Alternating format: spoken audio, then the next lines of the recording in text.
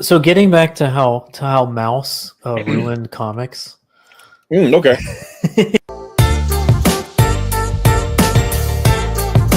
All right, 30 seconds. Your 30 seconds are up. No more boomer music. Stop right there, criminal scum.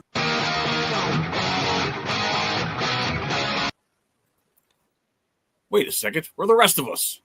Why did they do it that way? I must be terrible at my job. Ladies and gentlemen, it is time again. It is Wednesday. It is time for the Mattriarchy, and we are full of new faces. People that have never even heard of my show before. Maybe. I have no idea who watches this. Like 30 people a week, though. Thank you for tuning in. Hope you find something interesting here. Today we are talking about comics, and specifically how the internet world of comics can end up in the real world. And I chose this particular intro because I'm hoping that from the depths of his great sickness, from the edge of death itself, that Twitless will show up and chat for a little while before he crawls back into his coffin, wherever he's at. Not that he's a vampire. He's just on death's door. Well, you never know about that. That's true. I've never met him in person that I know about. Although we were both in Western Nebraska at the same time about 20 years ago. Vampire Central. And you gave him the disease he now has. Not that I'm aware of. No, but he does. He got the post-con crud, it sounds like. He does stay up till like 4 a.m, which is probably how he got sick in the first place. Yep. Yeah. Well, that's what happens. You stay up past 3:59, you end up getting Ebola every time. Vaughn Hey, Coleman Vaughn. is in the chat, who somebody I've heard of before, but only like 2 weeks ago. Never heard of him before that. So, but we met him there too. Come on if you want. Yeah, that's true. That's true. There's an extra spot, and you know if Matt Krotz or the aforementioned Twitless show up, we can boot somebody else for a while. We're probably going to have more, or we may have more people than we can hold here, but probably not all at the same time. So yeah, no, it could be. Well, Vaughn, I wouldn't know if it's a marketing thing. I have been not paying attention to marketing for a few years, trying to do other things with my life. So, have you tried a blimp, Vaughn? Have you tried a blimp? Dude, I got to tell you, you and I have never spoken in person before. But I a few years ago, I went through a dirigibles phase, I guess you'd call it, where I was studying all manners of airships. And as any man of culture does. Yeah.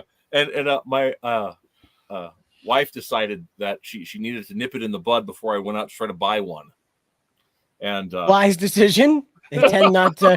You might wonder how the owners of the Hindenburg fared with their investment. Yeah. Well, that was just one of a whole fleet of them. In fact, and they were funded, of course, by the wealthy families in Germany, which is how they got the name Zeppelins, in honor of the Zeppelin family, who did a lot of Germans and things that blow up. Oh yes, long history, both for the good and the ill of mankind.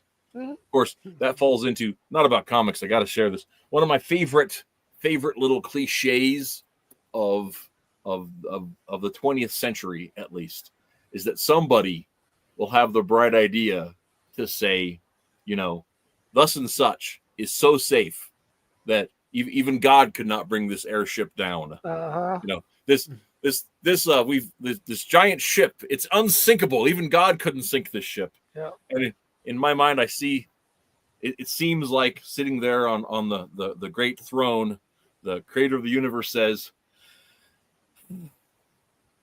well, call my bluff. Hold my Ambrose, Michael. Yeah. By the way, Elasmat, is your camera right? I'm just seeing the top of your head. Yes. Look, listen, I'm just recovered from the stigma that everybody at the con was told to me. I swear in a lot, everybody's a progeny of the Anunnaki. I get it. I'm a midget, okay? Can I please just be allowed to be in a safe space and collaborate with people without the stigma of my height? Am I allowed?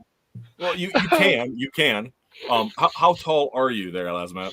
I'm not doxing my height. This is a safe space. Oh, okay. Yeah. Well, I'm 6'2", so I will just come out and say that I am 6'2". I am tall for a short person and short for a tall person. So that's how that shakes out. So I I will one day assume that camera will not be changing. I I hope Right. one day to meet Doug TeNapel person to person, in which case I will be able to reinforce that image visually. So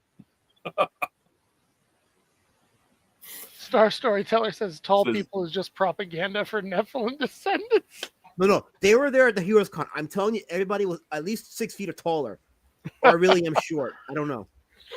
that can't possibly be true. Mike Miller was there, and he's got to be what 4'3", 4'6". And he nipple twisted me. He assaulted me. He twisted your tipples. He went like this. He did this. Like I was gonna do the bro fist, but he went. He assaulted me. Forget handshakes. Nipple twists are the real violence. And with that, we get our next Comicsgate controversy. Purple Nurple Gate. Well, that would be a former Comicsgate controversy, wouldn't it be? Which is former there? That's the problem. There's a lot of no- formers. Right. There's no safety inside or outside the tent. Yeah. There's only assault. No mercy in this dojo.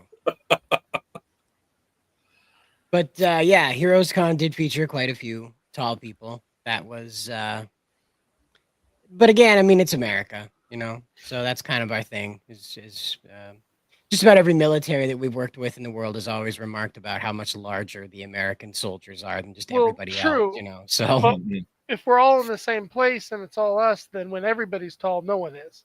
Yeah. there you go. That's the right idea to have. See, have a Lazamat. If they're all tall, none of them are. You see? Look, why don't you just tell me to get a booster seat, okay?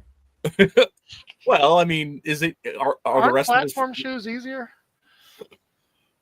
I was going to say, Yeah, aren't the rest of us not really responsible for your insecurities?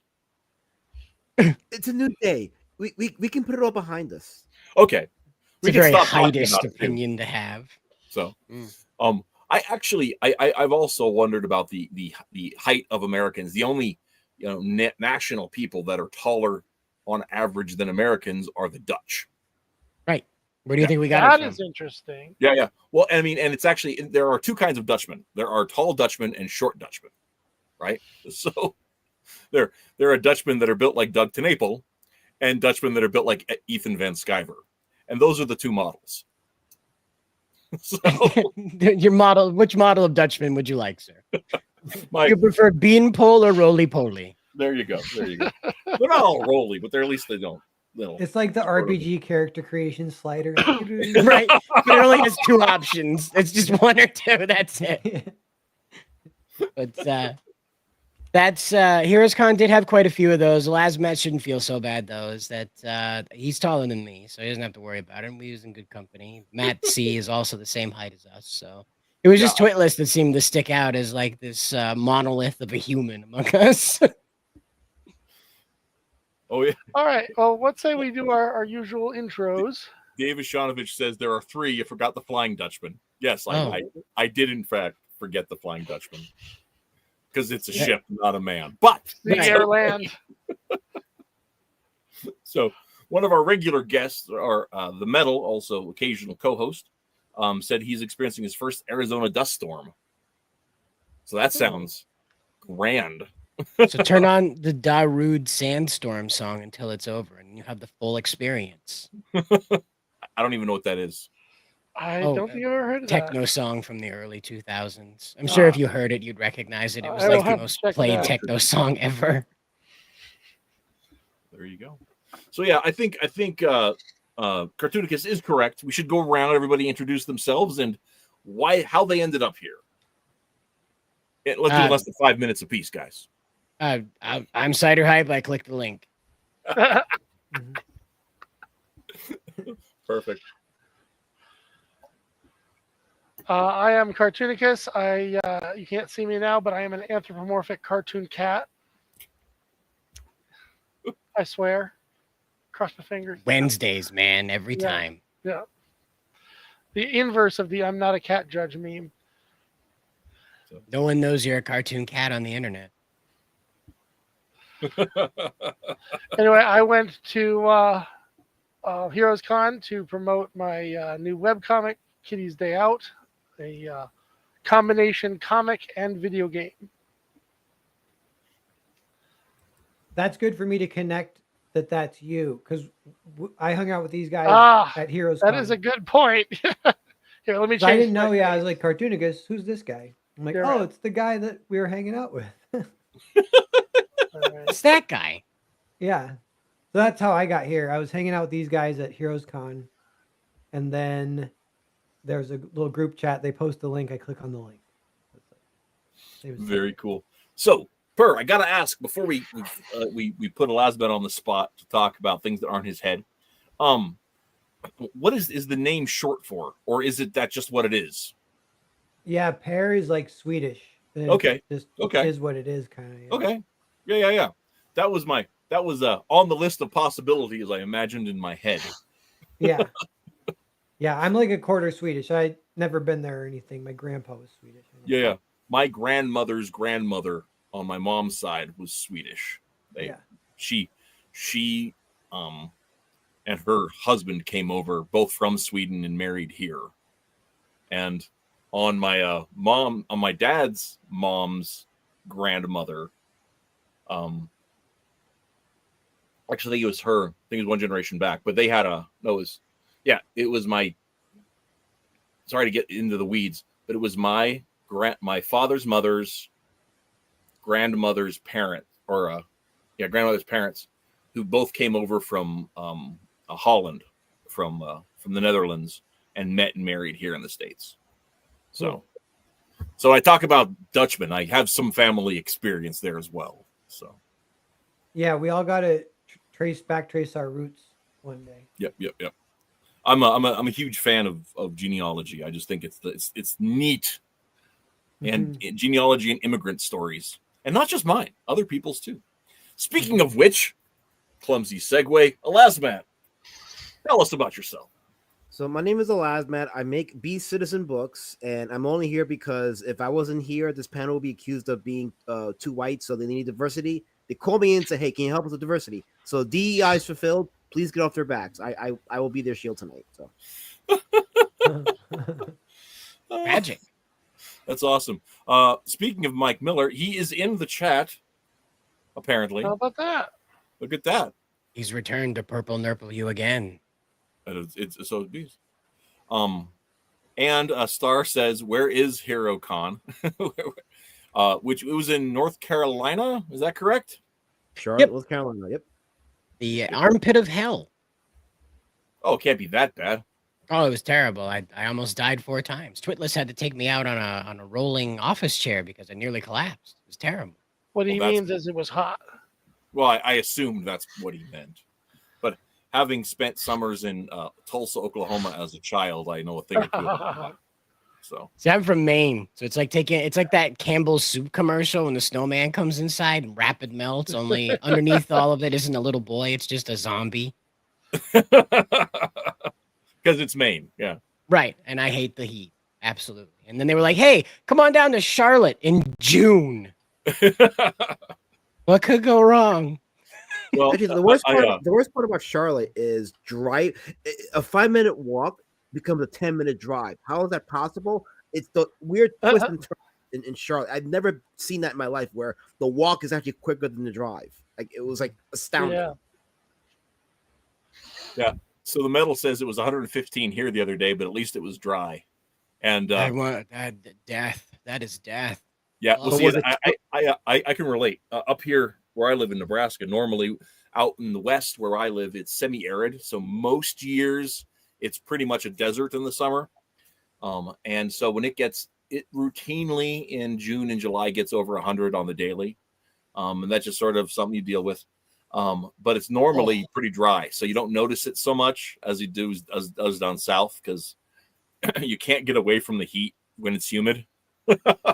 Yeah, but was it Canada dry? If you no, it's not Canada dry. You can buy it here, but when a dry heat, if you get into a shadow, you can be okay. Get into a shade, find a shade tree, the east side of a house in the summer, whatever it is, you'll be okay. But man, when it's this year, it's been real muggy, and I'm about to drive to the other end of the state where it's even muggier. Can you believe it? It's over 95 here, and I want to die. Like, I'm really comfortable at 68. If it could just stay 68 forever, perfect. But So get up to 93, and just like yeah. that's just a waterfall. I can't. The sweat is just pouring. There's nothing. Rapid dehydration. I can't stop it. I'm just. It's a that human Swedish sprinkler. It's that Swedish blood. That's the issue. No, you're not the Swede. What am I thinking No, about? I'm not. No. Oh my gosh. I'm a mutt suddenly- of all the I'm instantly embarrassed. North Sea people. Yeah. Instantly embarrassed. As to Mike's complaint that the Weather Channel, yeah, that's why I only have about 300 subs, because I talk about whatever I want to talk about.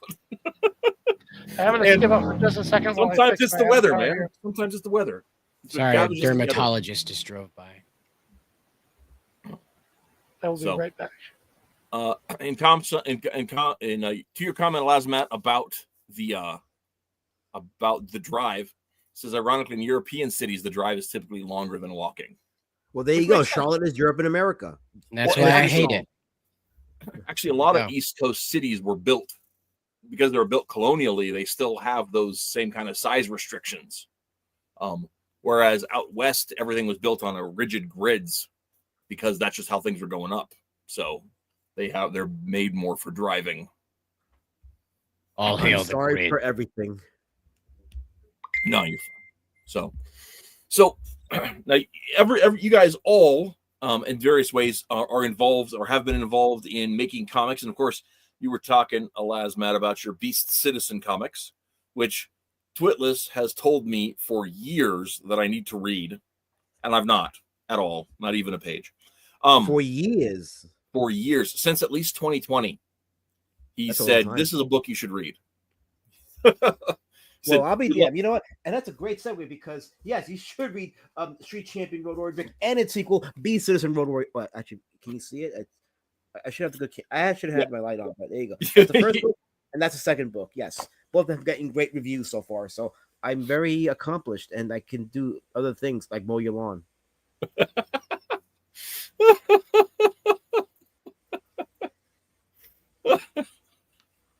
Well, I can handle my own lawn. I appreciate that though, but it'd be a really, I'm not sure where you live, but I'm sure it'd be a really long drive to come mow mine, and I'll just take care of it. It's fine. I have a neat lawn. It's really neat. You have a neat lawn? Yes. Well, at the risk of offending Mike with more non-comic talk, what makes your lawn so neat?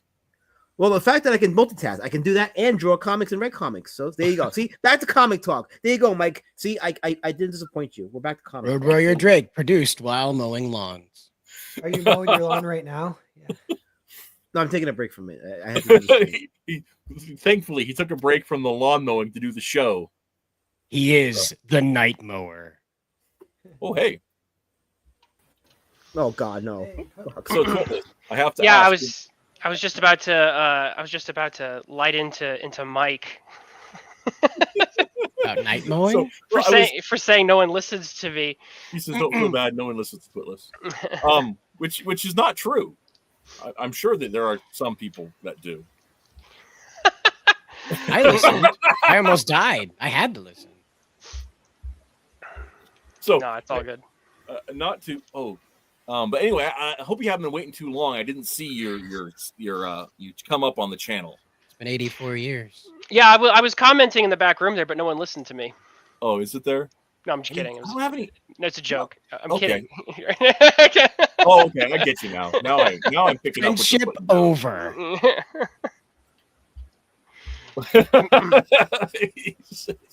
Matt says, because Lazmat didn't give the fans what they want, I'm taking a shower right now. My body's not Protest free. shower. Okay, it's a work of art. I love how Elasmat is very much on brand right now with his camera position solely at the top of his head. Damn it, Twitter. We just got over it. I just felt safe, and now you came and ruined it. Ruined it. This is very on brand. Very on brand. That's hilarious. I was wondering if that had to do with at first when he came on the thing with his head hanging down. I wondered if he was just busy drawing, working on the next Not Duck comic. Actually, Yeah, but according to Heroes Con, it's officially a duck comic. So No, that is not true. That's not verified. Can you please stop undermining my business? I'm here to promote okay. Twitter. I'm So build. here's the thing: is I know it's part of your rage bait marketing thing, but like for the reals, like Drake has two meanings: one is dragon and one is duck, and it's definitely not a dragon comic. How do you know that? Because I know what dragons look like. Have you met every that, single like, dragon in existence?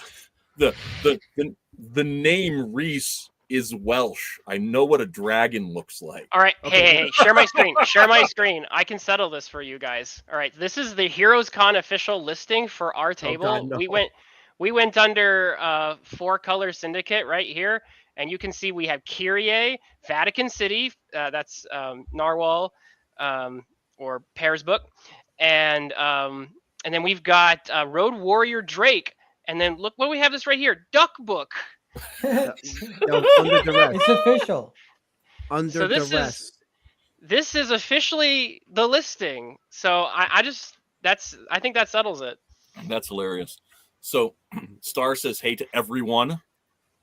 Hello, Star. By the way, I want to take time to point out that she and I are working on a book that I think is going to be amazing. So literally one of the best things I've ever written. We just have to get the pretty pictures on it. We've got a few, and they're really pretty. Hopefully 2026. That's what I'm hoping for. But Right on, man. Welcome to it. Yeah. And of course, I think the only people on the panel that have read anything I've written are Twitless and Cartoonicus, just because I've guilted them into it, which is fine. So It's the best way to do it. He's known for causing duress, so yeah, that's on his brain. I mean, that's what some people try to do at conventions. So there was a guy who was next to us. Do you guys remember the guy who was next to us? He had the little 3D printed figurines. That he designed himself? And for 3 straight days, and whenever someone would walk past, he'd say, "Do you want to see characters I designed?" And like it was totally the guilt trip method of marketing, and people would just kind of like shake their head and awkwardly walk past him. Yeah. It's real engaging people at conventions is like super difficult for me anyway, because it's like you have this thing that you're super excited about, but like the minute you try to express that excitement to somebody, they're either like also excited about your excitement, or they're just like, "Oh my God, you're obsessed." Yeah. So there's actually, I think there's this might be a fun topic to kind of talk about, but like there's a lot of stuff that we picked up as we went. And I remember reading some comics actually in the past about how not to behave at conventions, and there's a whole kind of best practices discussion about the right level of engagement. It's really like fishing. If you're too aggressive with your line, you chase the fish away. If you don't move the line at all, and there was some people even at our table, I think, who were struggling with this, and it was like the fish don't just come to you, you know. Actually, I take that back. They came for Pear, so I take that back. But they don't often do that. Was it the beard, or was it like the book?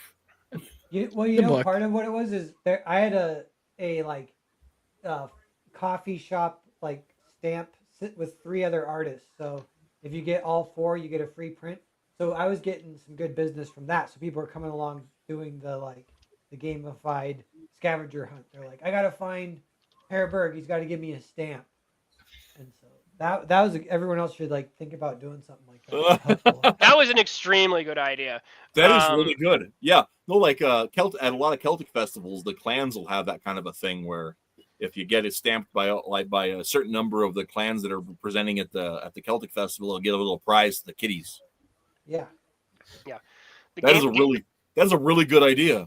Gamifying it, that's definitely, we were taking notes on things to do and what not to do. And when it comes to engagement, I think Elasmat did the best out of all of us at our table in terms of like calling out to people with the right level of engagement. Hi, how are you? Yeah, but it wasn't just because that was me. I was just like, hey, welcome to Charlotte, and I needed to step that up a little bit. But Elasmat, do you want to walk through like how you were engaging people, because it worked pretty well for you? Basically, you just have a conversation with them. So, for example, someone will come over and say, "Hey, how's it going? Enjoying Heroes Con?" I say, "Hey, hope you're having a good day. Hope you find what you're looking for." And one thing I noticed that you did is you would say, how are you? You'd start with a question: how are you doing, or how is your con experience going? And then people would very naturally say, because again, when someone asks how are you, there's sort of like it's usually a prompt to say fine, how are you, in return. And so people would do that, is he'd say, hey, how are you enjoying the con? And they'd say, great, how are you enjoying it? And he'd say, I'm living the life, I'm living the dream. And then he would launch immediately into a brief, like 5-second pitch of his book, very short. And he'd say, yeah, and he would just say, hey, I've got my comic here. It's about, Road Warrior Drake. This, was it, what did you say? I think you framed it as a post-apocalyptic, right? Isn't that how you framed it? It was very, very genre-specific terms. And then if people were interested, they would come and he'd engage them further. And if they weren't, it would just be, oh, cool. And they'd walk on past. But it wasn't foisting anything on anybody. So I think that was a really good level of engagement, which was to start off with the invitation to engage, and then to immediately walk into a very, like I said, I don't even think it was a sentence of a pitch that you had, but it wasn't like, do you want to see characters I designed? Because that was just so awkward. 3 days this guy did that. It's really about reading each individual person, because not everybody's the same. So I'll give one example. Like, there was a guy who wore a Rippaverse shirt. So I was like, okay, this is a Ripper fan. Let me say something about the Rippaverse. So I mentioned something about the Rippaverse. We had a conversation about that. And I didn't even pitch the comic once. We were talking for like 5 minutes about the characters, the books. And then he looked at my booth and said, hey, how much for your book? And I sold him 2 books. So I was like, all right. Nice. Yeah. So yeah, sorry about skipping out of there several times, guys. I was trying to change my avatar so you can see my actual face here. Yes, that is in fact Taylor's genuine, real face. Nobody could ever. You meet him in the streets. Yeah. That's what you're looking at. So I think Cider here had the second best pitch. So he would say, hey, we've got superhero comics for when they weren't. What did you say? How did you phrase it? I said aspirational superheroes returned from a time before they were crying about everything. Yeah, that. Yeah. Okay. See, that's great, because it deals with like a substantive complaint that a lot of comic readers have, without playing with like the word games, the buzzwords from the political camps. Right. Well, I would often add to it back in the days when superheroes fought supervillains and not just other superheroes. Which is another great. That's a good one too. Yeah. That's a good one too. So I liked those. So we had some. I think there's a lot for us to learn for next time, but we had some. We definitely did some things right. I will definitely say. I think the best thing I did, I printed a bunch of these. It was through Vistaprint, and they had these little 6x6 cards, and I printed a QR code on it on the back, so you could instantly go to the Indie Planet site for my comic, and in the front had a cover image, and so it was I could just give those away. So the intention is that even if they didn't want to read my comic today or buy it today, if they were interested later, I might pick up some sales that way. Yeah. So planting the seeds. Yeah. Down at Fort Collins years and years ago, one of the first cons we went to for Ideal, which is my little publishing group. There was a fellow down there, and he had this amazing idea. He did like gag-a-day web strip style comics, and he had books of them, but his business cards were a strip, right? And he had like 4 or 5 different varieties of strips that he had. And so it'd have the website on it and everything else, but you could just pick up off his table one of these strips and get a chuckle of it. It goes in the bag, and then you go on from there. It was one of the cleverest things that I'd ever seen anybody do as far as getting their comics in front of people. Because people would start reading it before they'd even notice they were reading it, right? Yeah. It's like sitting there with breakfast and you're eating, the ingredients on your cereal just because it's in front of you, right? Yeah.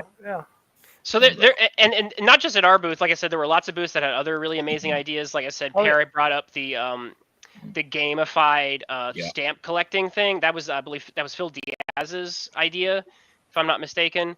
And so they did that, and that worked out really well for a lot of people involved with the stamp thing. We had lots of people hunting those down.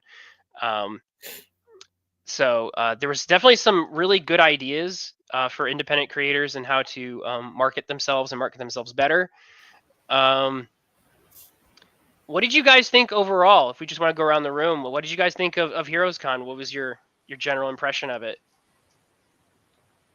It was Okay. a ton of really good artists, and it was pretty much all comics and all artists. You know, like a lot of cons have like celebrities or tchotchkes or whatever. Well, there was supposedly gaming somewhere, but I never saw it. Yeah, which is kind of cool. But yeah, it was a little bit like intimidating. So many good artists. It's kind of awesome. And then you wonder if you're like, is that person famous? Like their art's amazing. I don't know. I like wish I knew more about people's names. Who's famous? Yeah. I felt the same way, so I'm glad I wasn't the only one who felt some imposter syndrome there. But the no, there were definitely some. There were writing and there were artists. I would say celebrities, but there were well-known artists and well-known writers at there. For example, Chris Claremont did a panel. Wow. We could talk. Yeah. Elazamet and I attended that. We can. There's a little funny story I've got regarding that. Elazamet. Yeah. We have a funny anecdote. Mike Barron was there. I got to meet. Many of us got to meet Mike Barron in person. Yeah. And I talked to Xerox. I shook hands with him. Yeah. He's real nice. Yeah, I He saw shook my hand. gone down to that. That's actually pretty cool. He's a real cool guy. Yeah, he's a neat guy. Chris Brawley was helping him out there. He's the guy from Bleeding Fool, if you've heard of that. I shook hands with him website. too. Yeah. And then, for example, Dan Fraga was there. Mike Miller was there. Those were people that we were more connected to. Is that because he was taller than you? I was afraid of him. His hands are deadly Of weapons. Fraga or We Miller? went to dinner with him. I was under duress. We even met some people from chat. I'm not going to say which ones. But we definitely met some chat representatives. Who else was there? People like Nick Dragata, some mainstream names were there. Jerry Conway was there. I didn't see him, but he was apparently there for a day. Roy Thomas was there. Oh wow, cool. Some of them, like, they just had a line like that was like wrapped around the building, and they were just signing autographs, and I just didn't want to like. So I just saw them. Dan Jurgens was there. I like walked past him for a second. So like I said, there was definitely some very recognizable people who were there. I think Chris Claremont and Roy Thomas were some, and Conway. Those were some of the biggest featured kind of guests who were like, kind of legends. That were there. Jim Shooter was supposed to be there, but he canceled, and now we know why. Yeah, that's a bummer, man. That's a that bummer. broke my heart. Yeah, I do intend to do a special show to talk about Shooter and his legacy, but we'll have to schedule that sometime when I emailed him ahead of the con, hoping to be able to reach out and talk to him, and then I saw on his Facebook that they canceled his public appearances, and then and like I said, I was really looking forward to. I've interacted with him on his blog before. You can actually look up, Toitless interacting with, like I was asking him some questions about stuff. But I was really looking forward to interacting with Jim, and I didn't get the chance, and it's just so tragic that he's no longer with us. Don Rosa is there, but Don Rosa is at every con I think that ever exists, so it's a little less special. Don Rosa is, of course, one of the famous Disney DuckTales comics guys. Yes. Yeah. There was some comic strip representation there. The guy, the Foxtrot guy was there.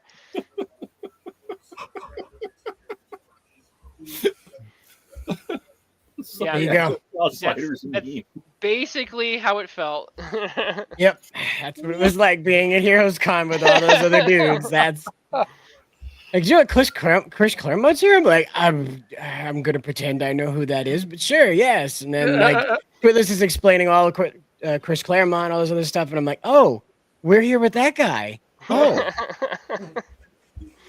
Do you seriously not know who Chris Claremont is? Nah, I like to play it up and stuff like that. I mean, But I'm I'm not known neck his deep in name, that kind of stuff. So the only way I really know Chris Claremont's name is because my best friend hates his guts. So Wow, like personally or like stylistically? because of his, well, she believes that he pussified the X-Men, and she hates the fact that they're all emotional and self-involved, and that was Okay. her gripe, that Claremont made them pussies. So Well, yeah, but without Claremont, we wouldn't even still have a X-Men title. I mean, well, like, that's like it you wouldn't take the good with the bad. I feel that- like there's a point to be made on both sides of that. Yeah, I mean, the way I would this- see okay. it is that if the rest of the X-Men didn't have emotions, there'd be nothing special about Wolverine. Well, yeah. he says bub. This is an entire show's worth of stuff. Oh my gosh. Yeah. Yeah. I know, right? Now I'm committed to inviting you back to talk X-Men sometimes. And you probably I don't know jack shit, so don't worry. That's insane. Wow. That criticism is not entirely wrong. Towards No, the no, end no. of that, I understand entirely how that is, but there's this. But it is correct. But you are correct. Anyway, Yeah, moving on. without him and Byrne, we cannot spend all day talking dissecting Claremont's X-Men. All right, so we might as well do our anecdote then. You So- wanted Twitless on? There you go. There was a guy who was drawing Superman, and I don't remember his name. I'm very sorry, but he had nobody at his line, and I felt very bad. And I was recording every time I went by, so I was like, it would be really awkward to go through that entire rope line to be this singular person to talk to this guy. So I'm gonna keep moving. I don't know who it was. I think it was Jerry Conrad or something, but I have a Was it feeling Jerry that's Conway? a comedian. Yeah. Was it Jerry Conway? Yeah, Like, Conway. was he the guy- there? So, Yeah, he Was he there? Yeah, Jerry Oh, Conway. wow. Was there. So Yeah. but nobody thing was about- at his booth, and he was just kind of like whoop-de-doo. Greg Land was there. I said hi to him for a second. Well, and okay, so fresh on the Conway. Yeah. Am I wrong in remembering that Conway was the guy that created Punisher? Yes. That was not how he was advertising himself. Well, no, because he was one of those guys that like made a big public stink about disavowing the Punisher when it started being popular with people he didn't like. Yeah, he's a lefty. He did not like the. Yeah, he's a real BLM booster lefty. Yeah. And when people, and I question the wisdom of cops, using the Punisher skull as an identifying mark on or off duty, but during all of that time, it became known that Marvel was trying to move away from Punisher, and part of the reason now is it was politically charged by Blue Lives Matter groups and that whole kind of thing. And Conway made a big stink about disavowing it, and it was the dumbest possible thing he could have done. That's another show's worth of material. We're going to be doing a lot of this when we talk about these things. Yes.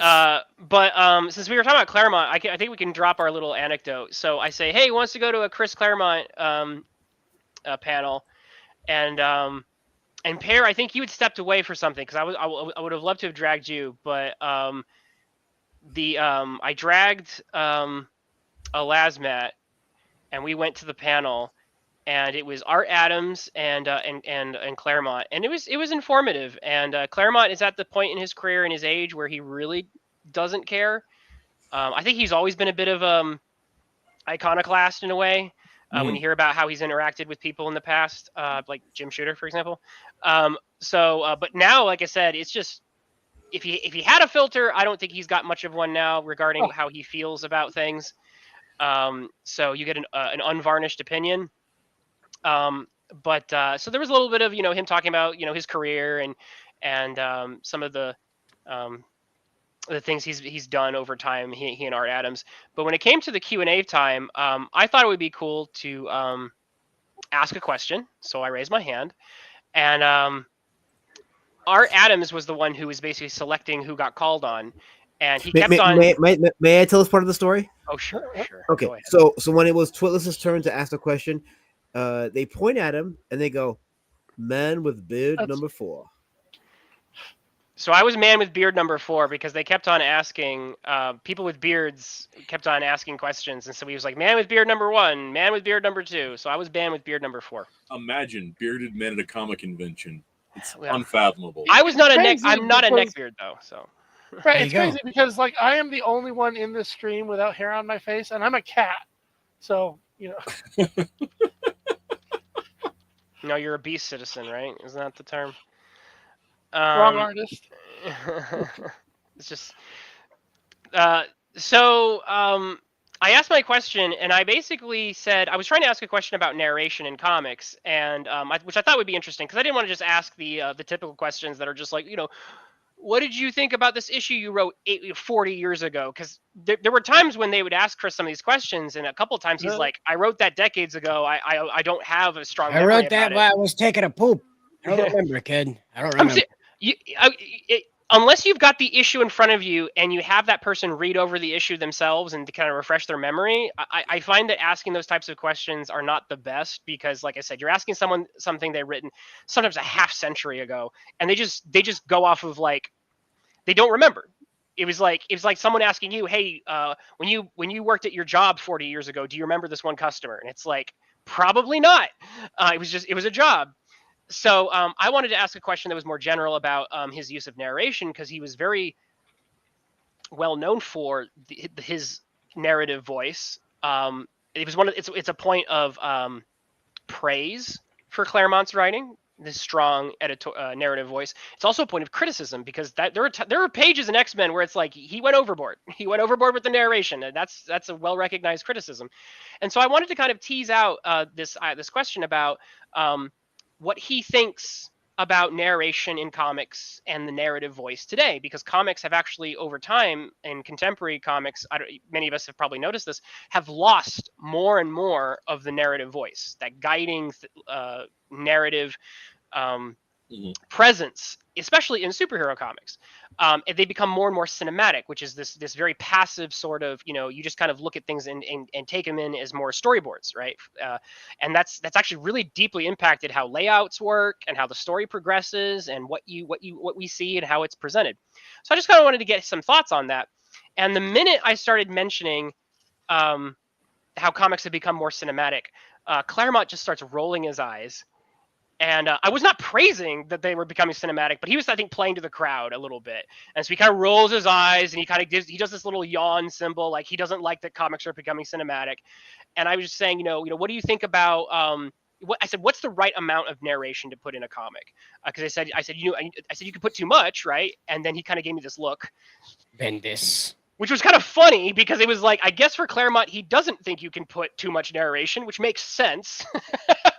But then his answer to my question did not answer my question at all. He then proceeded to, for like 5 minutes, talk about how comics just need to be fun and they're there to make money, and the second issue should sell more than the first, and the third issue should sell more than the second. And for 5 minutes, he just went on and on and on. And I talked to Elasmat afterwards, and Elasmat was like, "Did he answer your question?" And I was like, "No." And he's like, and he said, "Oh, I didn't think so." And I went, "I'm glad I'm not the only one who recognizes that he just did his own thing for 5 minutes and did not touch on my question at all." and that's absolutely hilarious. I have one Chris Claremont story, which was told to me by Bob Hall. Mm-hmm. Bob Hall came out to our Minicon a few years ago, and we sat and chatted for a while. He was at Heroes Con too. I did not speak with him, but he was there. Yeah. Yeah, he's a super interesting guy. He was filling in as editor for X-Men for a little while back in the 80s, and he was working on one of Claremont's scripts, and I can't remember if he said it was after the writing had come out when the proofs were done. Claremont got a copy of the proofs and goes into Bob's office or whatever. It's not an office, but he gets a hold of Bob and he's like, "Why did you slash my script up like this? It's terrible. I had so many more. This dialogue was perfect, and you've ruined it." Because he cut a bunch of it for the thing, and so Bob's like, "Okay," and so he calls up the letterers, and he's like, "Letter the whole thing, just as written." It was just block text. It was all, he covered all the pictures over. You couldn't see what was going on, and he said, "Okay, is that how you want it to go out? Because we'll send it that way if that's what you want, Chris. You're the star." Did Chris back down? Oh yeah. Okay, yeah. So that's what I'm saying. But that's the kind of discussion that I think is interesting, is to tease that out. Like, it's good to hear. I know Chris leans more into text. I wanted to hear more about that, but I don't know if he didn't quite hear my whole question or if he just wanted to talk about what he wanted to talk about. But he did say repeatedly, over and over again. He said, we're just having fun with it. Just have fun with it. And I think that that's almost an answer. It was. I think what he was getting at is that the idea. I'm trying to make his answer fit my question. And I think what he may have been getting at, because I was mentioning how comics were becoming more cinematic, and I think he sees that again as a step down from what comics are supposed to be, and they're supposed to make money on their own and not be just subservient to the cinematic thing. Yeah, well, and I think one part of that too is like one of the reasons that there was this push. There was this push to like get screenwriters to write comics, to make comics that were ready for the adaptation, was because there was this push to like, we need to make comics serious. They need to take it seriously. Comics aren't just for kids. That whole meme, that ethos that was in there. I mean, that's like, the Matt's quote from years ago, "Mouse ruining comics," was all about this idea that comics existed in America for 100 years before people demanded they be taken seriously. And the minute somebody stands up and says, "We deserve respect," they start diluting comics down and making them cheap movies. Right. Like, so speaking of movies, let's transition to Vatican City and Pear's work with Mark Miller, who is really good. Really good at taking his comics and spinning them off into film and Netflix deals and so on. Pear, can you? Is Vatican City going to get spun into a Netflix show? Well, it's part of Miller World, so all the Miller World properties are in development in some stage. But yeah, that's actually not a guarantee that it would get greenlit. But it's like that's the idea, that it will be a movie one day, kind of. So, because I guess they need like a director, and they need to cast it. That's when that usually would get greenlit, if they actually get a cast and a director, and you got to get a screenplay. Would you want it to be live action or animated? Because they've done both. Like with Super Crooks, they did animated. It was anime style. Which would you prefer to see? Kind of either, but maybe animated. But because I think if they did live action, I don't know if they could shoot on location, and it would be kind of on green screen anyway, and it'd be that'd be annoying. So they should just do animated, maybe. Right. So let's pretend that I'd never heard of Vatican City until today, because I haven't. Tell me about it. Yeah. Well, yeah. So it's Mark's idea, and it's a couple really good ideas. But one of them is just vampire apocalypse. Like the vampires, they've always been around, but they finally make their move and they kind of take over the world. It doesn't take them very long. They do it in like one day, and all the West goes down. But there's pockets, and there's the East is still kind of okay, Russia and China and stuff, and they're trying to decide what to do. And then like all churches everywhere are okay, but little individual churches can still get like just ripped apart or blown up or whatever. But the Vatican City is like this huge city that's a giant church and country, basically. Mm-hmm. So if you want to share my screen, I've got a little thing pulled up for it. Yeah. Nice. So there's kind of this last holdout in Vatican City, so it's kind of a siege story. Mark compared it to, when he pitches it, he mentions Assault on Precinct 13. Which is kind of fun reference. I was thinking there's an anime I cannot remember the name of, where it was like priests fighting vampires. Yep. I do not know.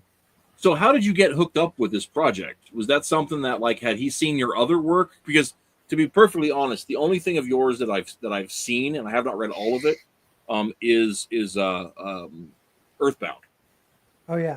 Right. Yeah, he saw a positive review of Foreign Agent from your boy Zach 6 years ago or 5 years ago or something, and so then he started following me, and then we were chit-chatting just a little bit, and he was just very encouraging and nice, so we're kind of like pen pals. I didn't want to be too needy, so I'd only email him once a year, once every 6 months or whatever, and send him some art I was working on or whatever.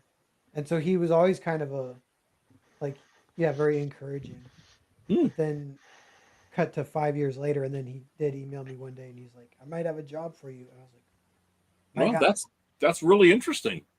So Yeah, it's him. It's him keeping his thumb on the pulse of the entire comic industry, and I think kind of like, I think he's one of the people that wants to keep it healthy if he can, and he knows the various things you can do, and one of the things you got to do is kind of like keep an eye on the younger generation, and Mm.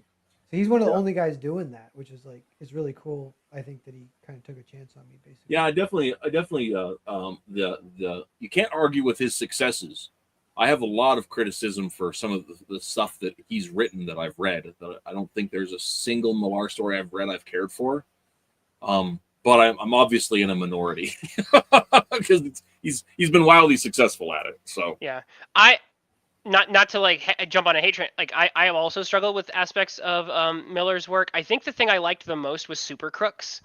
It's and I haven't read that one. So. It's a Miller. It's a it's part of his Miller world set of things, but it's basically Ocean's 11 but with superheroes. Right. Super villains mostly, and the pitch it clicked really well, I think. I also like the pitch of Vatican City, which is it draws upon I believe his faith. I believe Miller is a strong Catholic, and so it's kind of cool to see the last holdout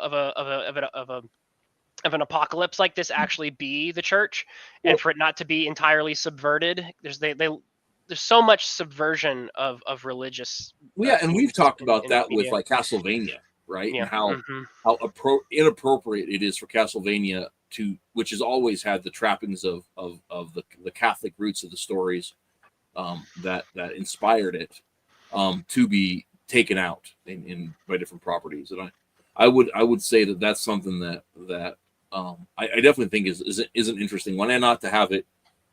So it's a cool perspective to take on that, especially because modern vampires stories are necessarily antichrist stories, and if you don't have the referent, then the counter referent doesn't make any sense.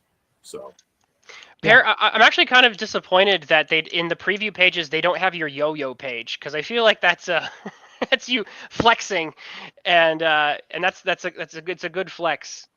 Yeah, I sold the original art, or like did a kind of Kickstarter campaign for the original art, and the yo-yo page sold right away, and I priced it at $1,000, like really high. Wow. And it sold, which is awesome. But it's because it's an iconic, like people love it. So yeah. Well, now I feel like I gotta see it. Jeez. Well, I have a bunch of copies at my house, so. Yeah. So I don't know if you saw my snarky comment to Matt Krotz when he was scolding everybody for not making it to Heroes Con, but it is not closer for me to get to your house than it is to get to Heroes Con. That is correct. That is correct. I desperately wish that I could have taken you up on your invitation months ago, but no, not this year. Well, we're talking about we were talking about doing it again, and Cider was discussing literally Bill. Cider has a really how do I put this? He is a man of vision, and as we were at the con, do you want to describe your vision for next year's Heroes Con? I don't need to describe it. Oh, it's right. You've already created it. Yeah, I was gonna say he's already got it. Here we go. I bet. Yeah. There you go. He has this vision, and he was talking about it because he was inspired by what he saw around him and the space that we unfortunately have inherited. So his vision aligns with more of a hopeful message, and I think Cider would be better at telling it. Sure, I decided that that like wire Lego stick together system you see at the conventions where they create an artificial storefront. Okay, so but we'll cover that up with like a poster board or whatever that creates a city front, and so this way when you're walking up on the display, it is a booth, but each respective creator is in their own city facade that has their heroes, their logo there, and of course a little peekaboo box to talk to somebody. So, and that's how that'll play out. So that's the City of Hope. Sorry, I'm not more energetic about it. It is almost 10 o'clock at night. I'm sorry. So this again, what this will do is that it defeats that issue of trying to get people to stop. It literally puts something right in their face with these heroes displayed right there in a vision, like a viewable aspect ratio, size, whatever you want to call it. So because a lot of the issue we were seeing is that people just kind of like they'd see the banner and they'd look at the name and then they'd kind of walk on. They didn't recognize the name and they're like, oh, I don't know that person, so they'd move on. So this defeats that by just putting the book name, the company name, whatever you want to put on this city front there. And so, ta-da, you have a city facade that is advertising your stuff. So Sad Robot, who I might know from the chat, says, so your plan is Vacation Bible School? Yes. No, I'm kidding. I don't. Yeah, No. A lot of Vacation Bible School curriculums come with set pieces that you can assemble to make it look like that. Oh, so okay. let me As share. Isaac says, you want to build mini stages. Yeah, let me share my screen real fast. So this is what they had. This is what they had at and they have this at a lot of conventions. And so let me I can add to kind of what Sider's describing here. I got to take that one off so I can put yours on. It used to let me tab between them, and it doesn't do that. Yeah. So a lot of people at the cons will build little mini storefronts out of these. Oh yeah, because I've got a bunch of those that I take to cons. It's like exactly. It's like adult Legos. In a way, the guy next to us had one. I'll show you what it looked like. Yeah. So and so what Sider's idea is to use these to essentially construct the skeleton essentially that we can then use. We can basically put stuff on top of, right? So we can either use, I'm thinking we'll probably have to use some sort of laminate so it'll last and not get torn up.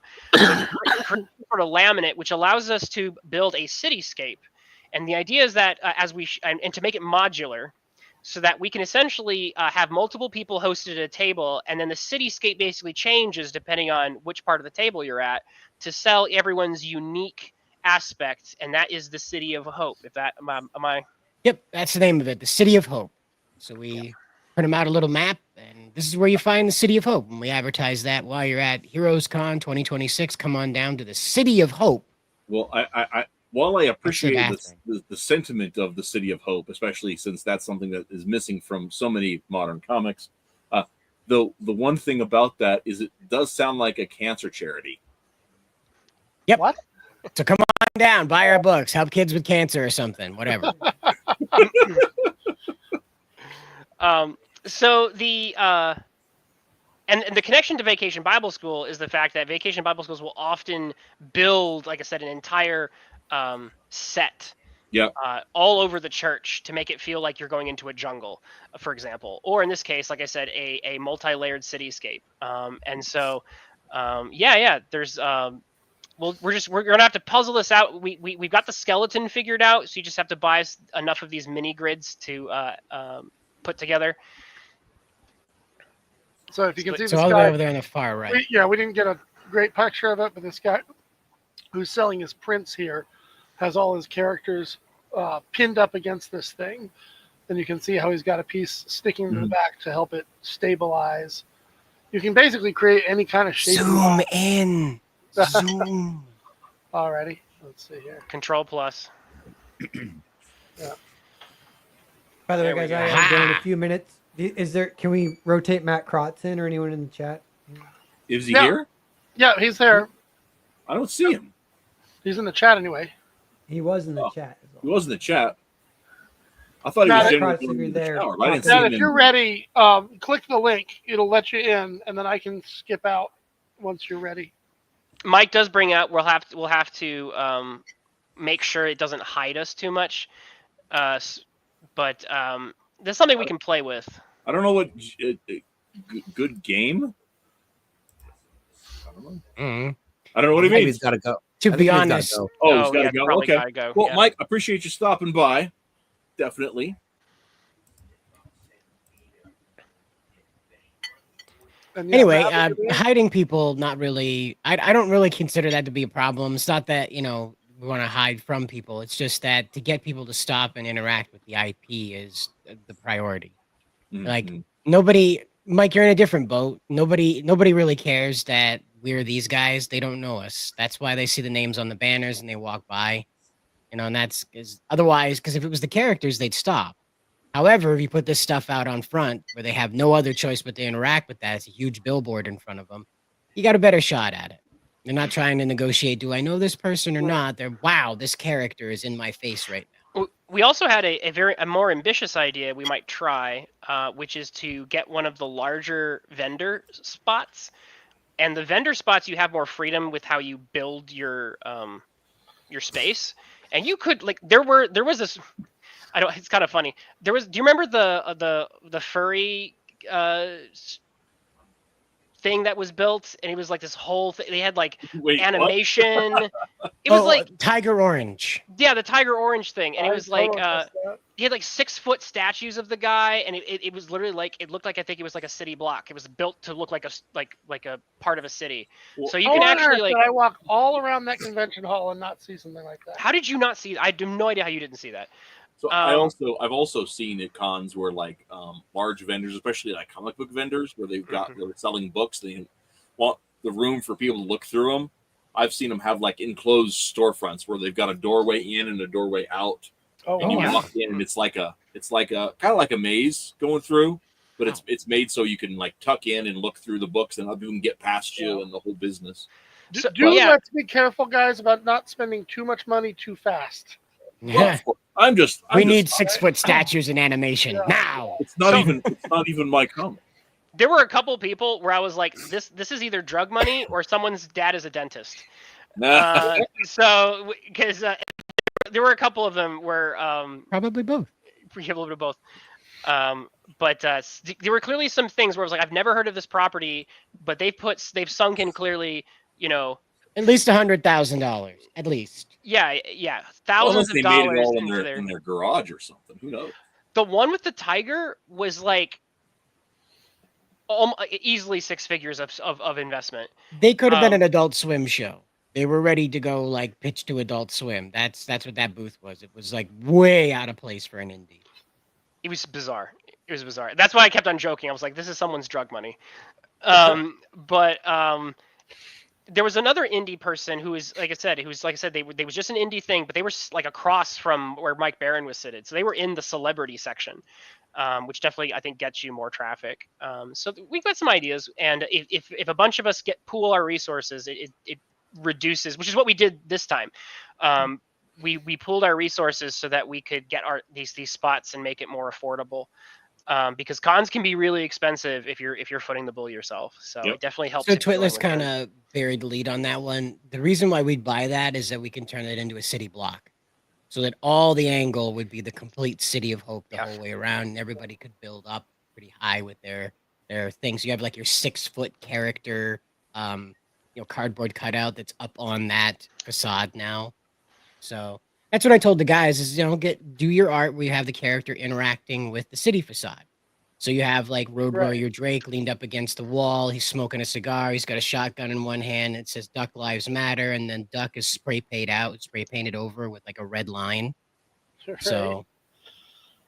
And then you have. Well, and that actually comes to something that Isaac's talking about is the idea that self-publishers go on their own in a con setting gets really pricey. But you guys are talking about finding ways of pooling resources and then helping each other out through that. So that's actually I think it's a pretty smart way of looking about that whole thing. And that's before you have to go. I just want to say that I really appreciated all of us pooling resources and working together, and I think that really is a great way to do cons. Otherwise, like I said, it can be, as Isaac said, very cost prohibitive. But we had some people, some friends, people like Well Read Comics, who has a channel. You should go definitely check that out. Just lots of reviews. He was definitely a sponsor of a lot of things that happened at Heroes Con with people that we knew, and our table specifically. And so this would not have happened without all of us coming together, helping each other supporting each other, and in some cases, like I said, some of that financially, all people pitching in. So it's definitely a come together moment, and that's a challenging. It's it is a it's intensive, but it's also very rewarding. Mm-hmm. I agree. Yeah, yeah, and we can do it next year, I think, because it was fun. So one question that I've got for you guys before you take off, Per, and I guess if you have to take off, I feel like they're never chained to the show here. Only I am. Anyway, the point being, are you guys all like from the East Coast? I'm from the West Coast, so it is a far trip for me. It's a funny like data point because all my friends, most of them, there's a few on the West Coast, but most of them, my online friends, they're all on the East Coast. I'm like, if there's a, you know how rap has the war between East and West? Yeah. If there's that for comics, I think East Coast is winning. Like, I don't even know. I don't know. I guess West Coast has like, you know, the Portland Mafia, they call it. It's all the cancel culture people in Portland. It's like, Yeah. Well, I was going to ask, if you're from the West Coast, was this like a, you know, micro-sized con compared to what you're used to? well, yeah, I don't even go to the huge ones because they're too big. Yeah. So this one was great. That was perfect, I thought. Okay, cool. I was gonna say, Per actually lives in the neighborhood of Fantagraphics, so you had a whole anecdote about that. Was walking there on foot? Didn't you do that once? Yeah, because I lived in Seattle for a little bit, and Fantagraphics is on like Google Maps, but it's just a dot, so you don't know like what it is really. And yeah, I walked to it one day, and it's just a shack in a really crappy part of town beneath some highways, like two intersecting highways in the shade of that, next to two actual crack shacks. And then there's one shack that actually is kept pretty nice, and that's Fantagraphics HQ worldwide headquarters. Wow. Well, That's you know nuts. what? Disney started out in a shack like that, so Yeah, Oh, yeah. that it was inspirational at the time because I was like, wait a minute, you only need a shack to like run a worldwide comic business or whatever. And it's kind of true. It's like, you know, even just kickstarting, you need like a place to pack boxes, and that's what this place had. It had. I looked in the window and you could see it had like two stations for graphic design with pretty nice computers, and just in the living room. And then through the back, you could see it had a little loading bay in the alley, and that was it. Yeah. I keep telling Per he needs to draw that up as a story and submit it to Fantagraphics. Yeah, that would be funny.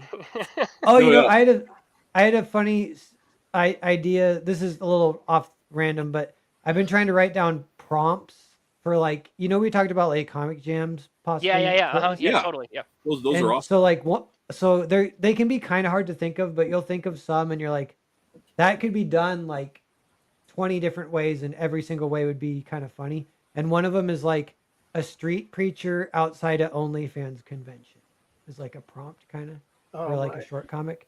And the other one is two moths on a window. I feel like that's the setup for a Norm Macdonald joke. Yes. Yeah. But yeah, that's all I got so far. I only got two. I'm gonna get two like moths on a 5. window. First moth says, "Do you know they bombed Iran?" Yeah, see, you already, that could literally be one. You could see so many. Yeah. That's amazing. Absolutely amazing. I think I do got to go, guys. But yeah, thank you for inviting me, everyone, and good to meet you, Rice, and everyone else. And Yeah. It's Reese. Reese, sorry. Yep, Yeah, that's Names fine. are all over the place. Yeah. Cool. Did you say it's Dutch or what did you say? It's Welsh. Reese is Welsh. Yeah, Yep, nice. That's yep. awesome. Cool. But yeah, I'll be around. Definitely we'll keep powwowing about possibilities for more cons and stuff. It was really fun. Yeah. It's okay. It's okay, Pear. I said Rice too. Yeah. A lot of people do. In fact, interesting side note: the name Rice, the last name Rice, is very often a mutation of the name Reese. So, what if your name was Reese Rice, but it's spelled the same way? That would be funny. Yeah. Okay. I gotta go. See you guys later. Okay. have a good one. All right, so we got one spot then. I think we should try to get Matt. And Matt, I don't know if you can hear me. Yeah, I don't know if he is still hanging out or if he did in fact go take a shower. I don't know. Then you got to click on the link I gave you. So I don't think he's in chat. You could poke him on on Twitter. Yeah, maybe. If not, there are some other people who may still be here. I know Vaughn was here earlier. Don't know if we lost Mike or not. Yeah, I think Mike took off. G was. But yeah, I will go ahead and make sure I contact Matt from the other side. Make sure we're not missing anything. So before we while we're waiting on that, Triple speak me too. So one thing I can say is, and I don't want to go too far into this, and it's a shame that Mike bounced out. 'Cause I'm sure he'd enjoy this. I do have to say, and I don't want to spend too much time on this, but there was a little bit of drama that happened in HeroesCon. We knew we would get here tonight. I didn't know. I didn't know we'd get there for sure. I suspected we might. There was a little bit of drama, and we can talk a little bit about kind of our perspective on that silliness that happened at HeroesCon. Yeah, Mike actually made a mention of it earlier. Let me see if I can't find it here. Mm-hmm. Oh, I wouldn't be surprised. He was a bit invested. Yes. Oh, there he is. Yep. Oh no, you just put him up. Sorry. Yeah, this is an old one. Yep. Yeah. But this is from Yeah. So we have some people interested in the Goss. Yeah. So oh Reese, God, don't say it like that. It's embarrassing. Reese, what have you heard? I want to hear what you know first before we do the official version. I had heard that there had been, through the course of when I stopped paying attention to things, that, oh my goodness, my dog is starting to bark. I'll try to talk and see if I can get past before he decides he's had it crazy. What? Anyway, that Fraga and Sean Davis of Pillowman fame ended up having some beef over something that happened that I'm not aware of. And yeah, and and of course I saw the video of the handshake that never happened. So what's interesting is that this story there's actually a precursor to it. There would have to be. And right? the precursor was actually happened in my backyard. So there was a convention in Greenville, South Carolina, which is like within an hour of me. I didn't go because I was busy. I was trying to juggle some things, a very important project in my life, which I am completing. I do have some good news about that for later, but I didn't go to the Greenville Comic-Con, but there's a picture you can see, and it's Shane and Dan kind of like I wouldn't say squaring up, but they're both like talking to each other, and that was their first kind of like walk up and talk since Dan Fraga split from Comicsgate proper. It was not a good parting, or improper, we should say. So he split, and then he went up to Shane to, I think, clear the air a little bit, and they both, I think, have their own version of how that went. Yes. And then HeroesCon comes around, and essentially this is a continuation of that. And so depending on whose version of the story you get. Dan's version, I think, is that he went up and, on 2 days, I think, was it 2 days, to shake Shane's hand, say, hey, I hope you have a good con, essentially. And Shane's version of this was that Dan was harassing me. So our version, at least my version of that, is I'm sitting here, I'm waving at, and I'm sitting next to Cider, and we're just, enjoying the con. And then we just hear that there's just been drama and that there's been a recording. Watch out. Yeah. And so we really had no connection to this until people started rage tweeting about it who weren't at the con.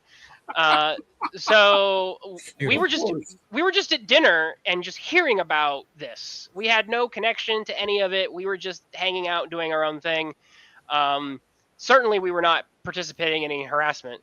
But we got lumped in, and so suddenly we're on Trashcast being lumped in with the group of we're the people who are harassing Shane Davis, and Shane Davis now needs to have armed security to protect him. No.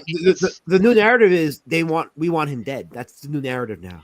it really spun out of control really fast on the internet. It gave me a perspective on how these things go because, like I said, and I repeat, we really had nothing to do with anything. We sat at a table.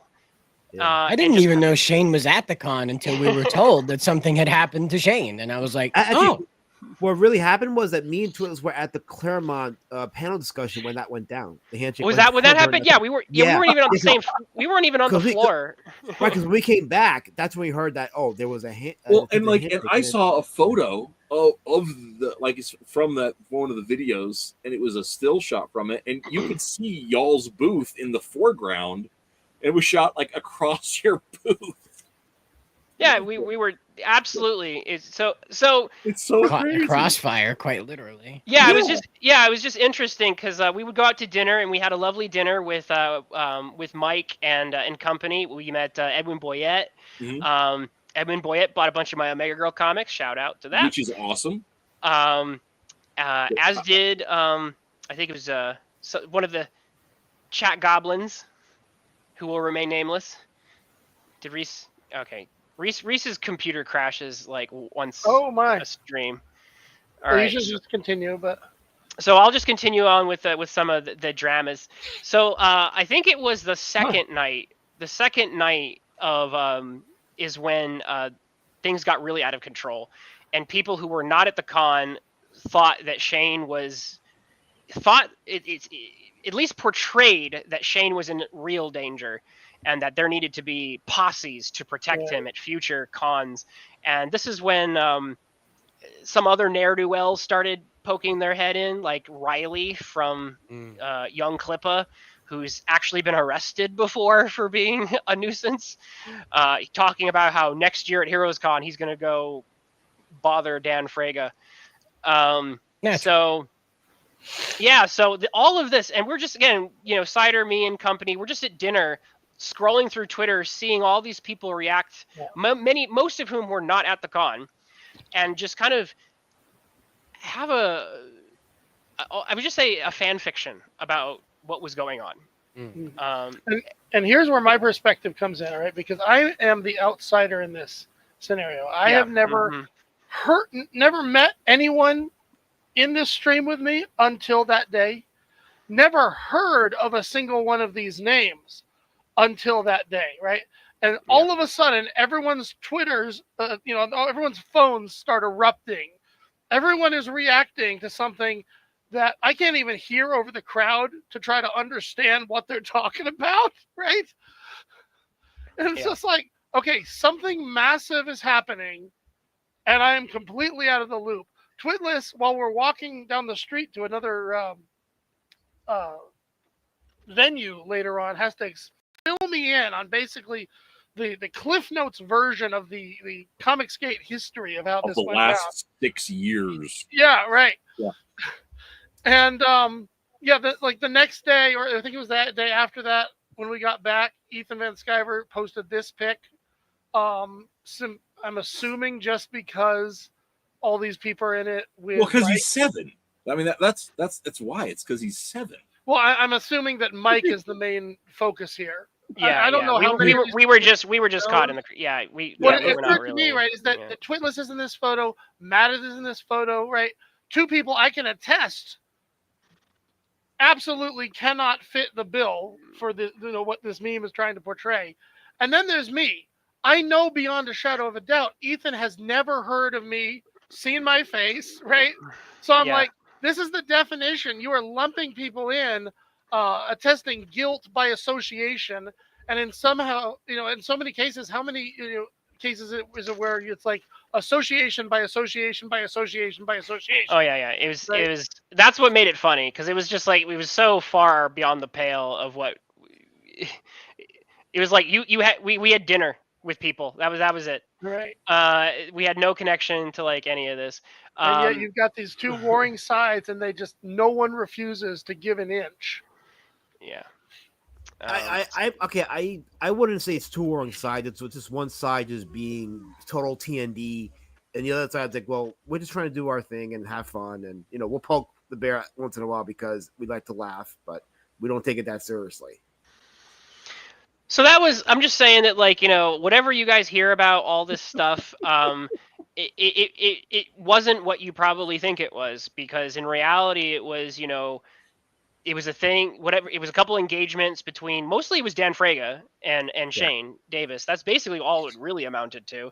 Honestly, And by the time I got home the next day, I feel like it had escalated to Ethan versus Mike, and was 10 times the size of the Dan versus Shane thing. It's so cartoonic. Yeah, well, I don't know how long you've been around, but this happened with Tampa Bay 2 years ago. So it was the same thing. It was like a couple guys on the Tampa Bay. They had fun. Phil Diaz, Vaughn I was Coleman, also Tara at, was there. I was gonna say I was also Torres at Tampa. was there. Low Red. They were having fun doing their thing, and then before you knew it, it blew up to be something completely different. And then Ethan and the rest of them went total. So to be fair, Tampa actually did have a weird fetish dungeon, which is where all the Dungeoneers meme came from. I did not attend that. The minute I saw that there was a weird gothic, it reminded me of that skit, that moment from Arrested Development, where he's like, to the Gothic Castle, please. I think the place was called the Gothic Castle or something. And I was like, I'm not going within a stone's throw of that place. So that actually is really interesting, because I saw on Twitter very briefly somebody talking about Dungeoneers. Yeah. But the only Dungeoneers that I was aware of was back in 2005, 2006, around there. As last I knew, it was still up. There was a website called Dungeoneers.net that was the hub for a particular group of webcomic people that would share their stuff together.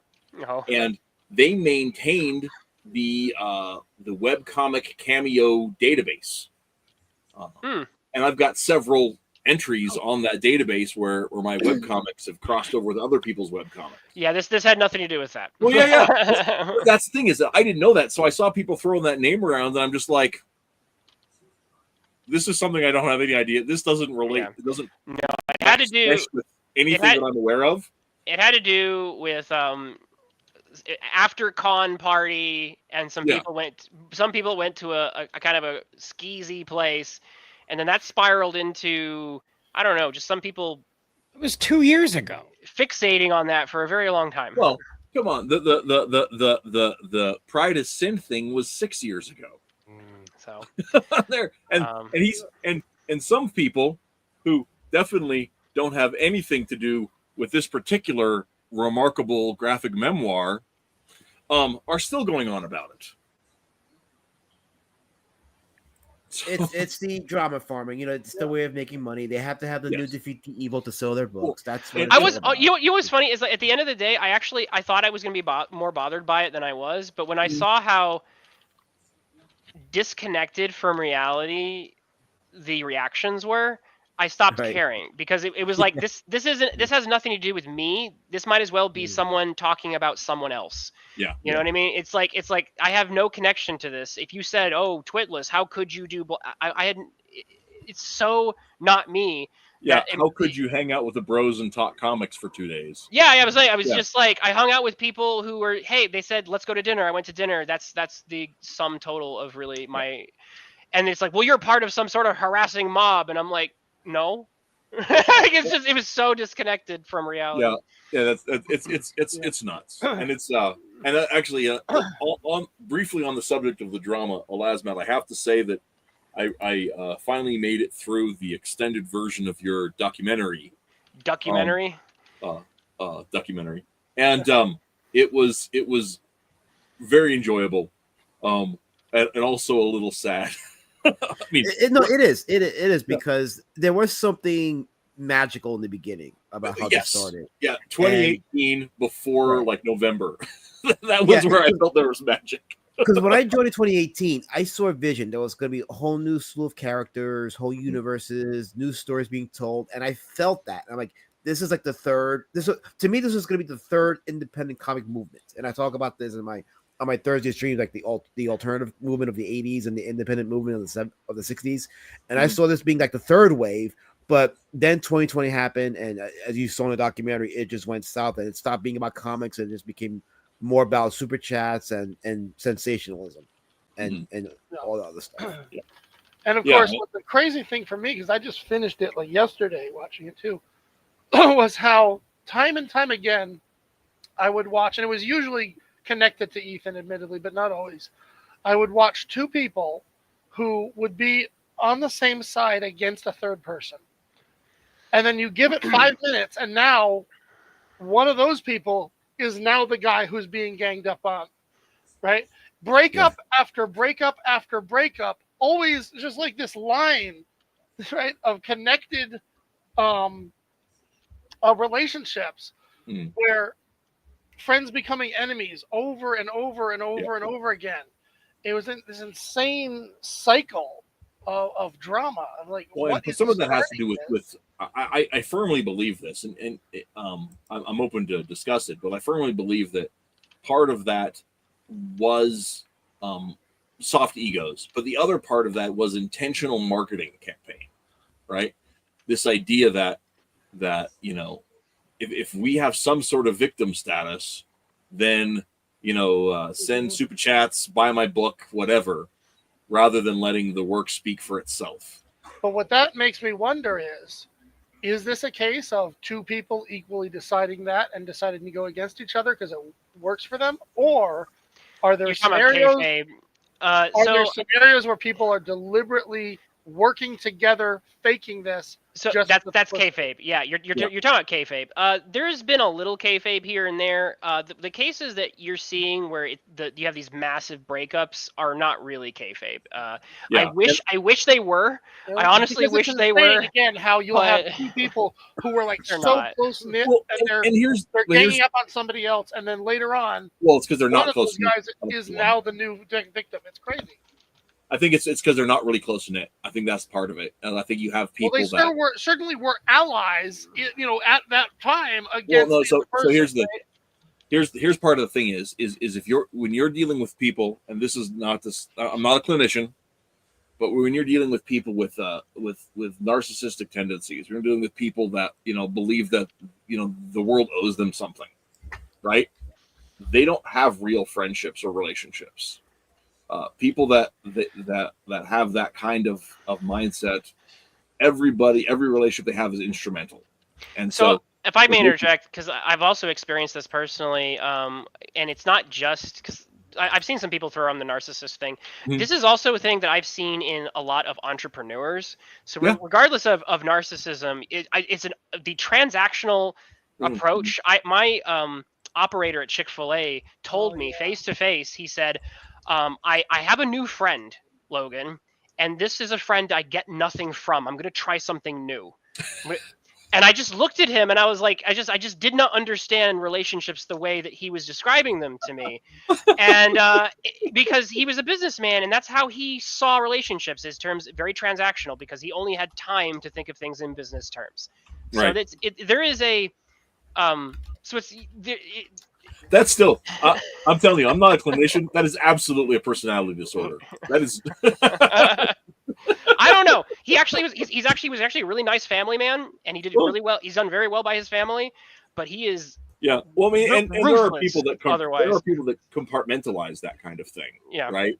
Where like I deal with my family in one way, and I deal with everyone else differently. And there are people that compartmentalize. All I'm saying is that is not how I see the world, but that is the way he saw it. And and people seeing the world in very, very different ways, it does help explain some of what we see in some of these situations. Mm-hmm. Yeah, definitely. So and darn it, I hate that we're still not seeing him in the chat yet. The one thing I learned is that no matter who hated who in this scenario, everybody loves Matt Kratz.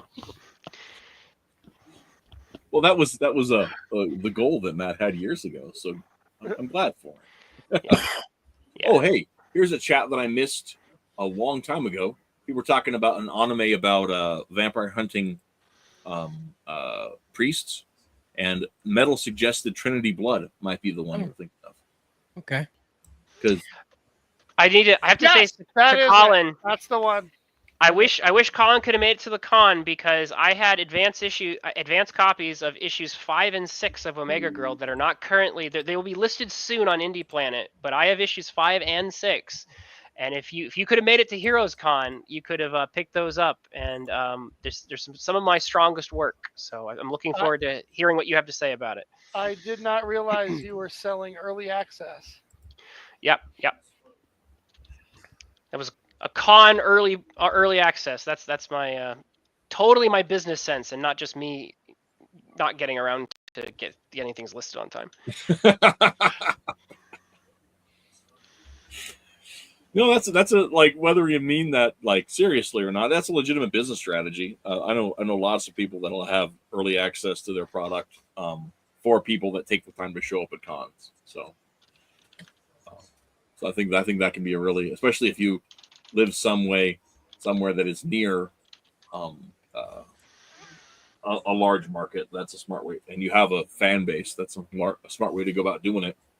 Bob Burden of Flaming Carrot fame used to have pre-print ash cans that he'd take to con. Mm-hmm. Yeah, and actually, he'd also mail out to people that were on the. He had his own subscription list that he'd sign people up at cons, and they'd get ash cans mailed to them as well. I'm starting to think like that might be something I start considering in the future. Like, I actually like the idea of like, come to the con, get an advance copy of a comic before it gets listed. I think that's an extra incentive. Yeah. So we're all of us at the table. We're collecting our own personal list of, here are some things we're going to build on for next time. It's a great strategy if people are actually buying your books. That's the problem that I have had.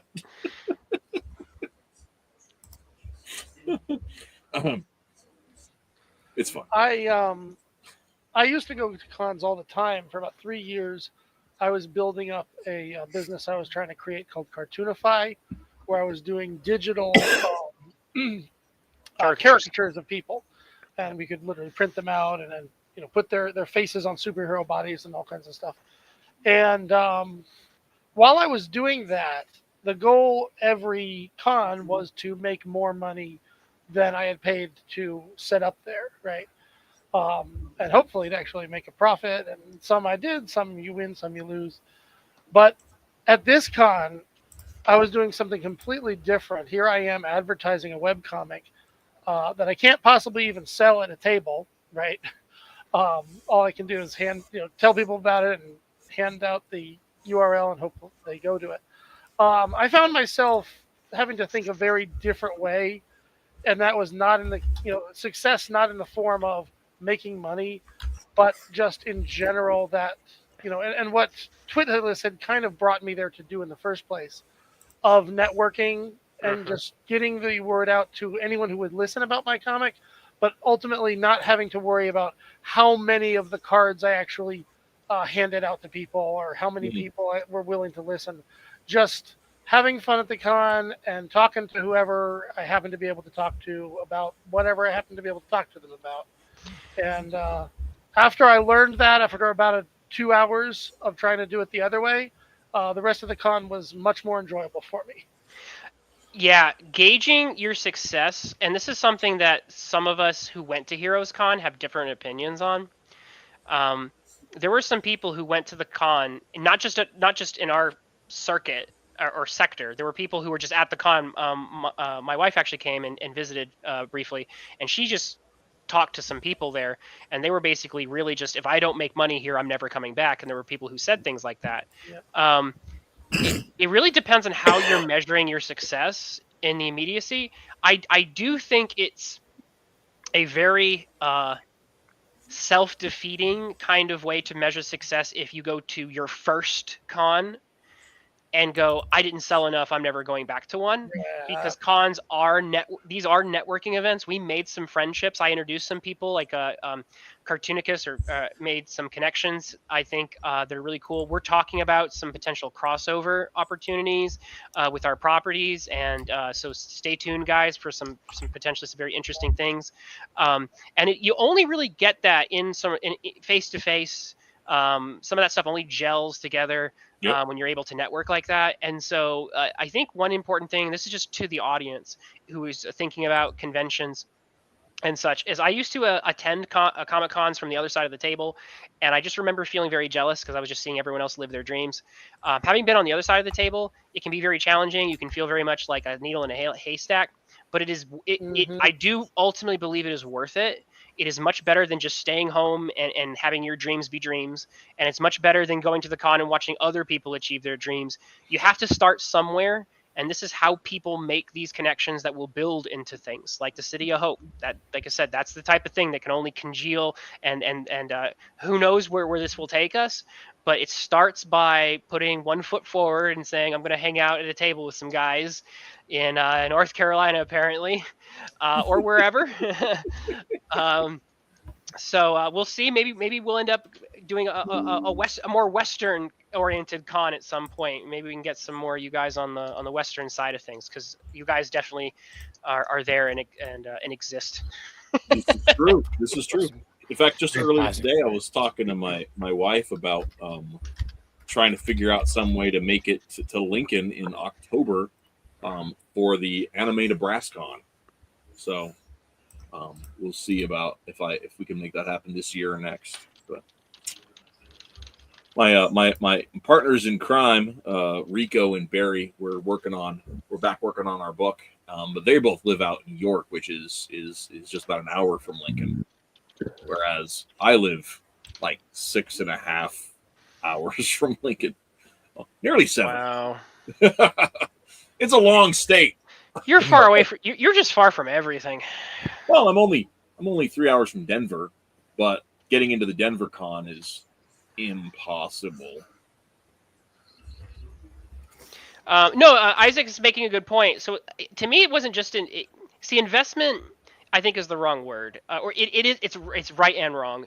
If you think of investment in terms of I'm putting this money in, I have to get X money out, I think investment's not the right way of thinking about it. In terms of investing resources, including money and time into something to get, like I said, I think you have to change. At least initially, I think for people like us, right?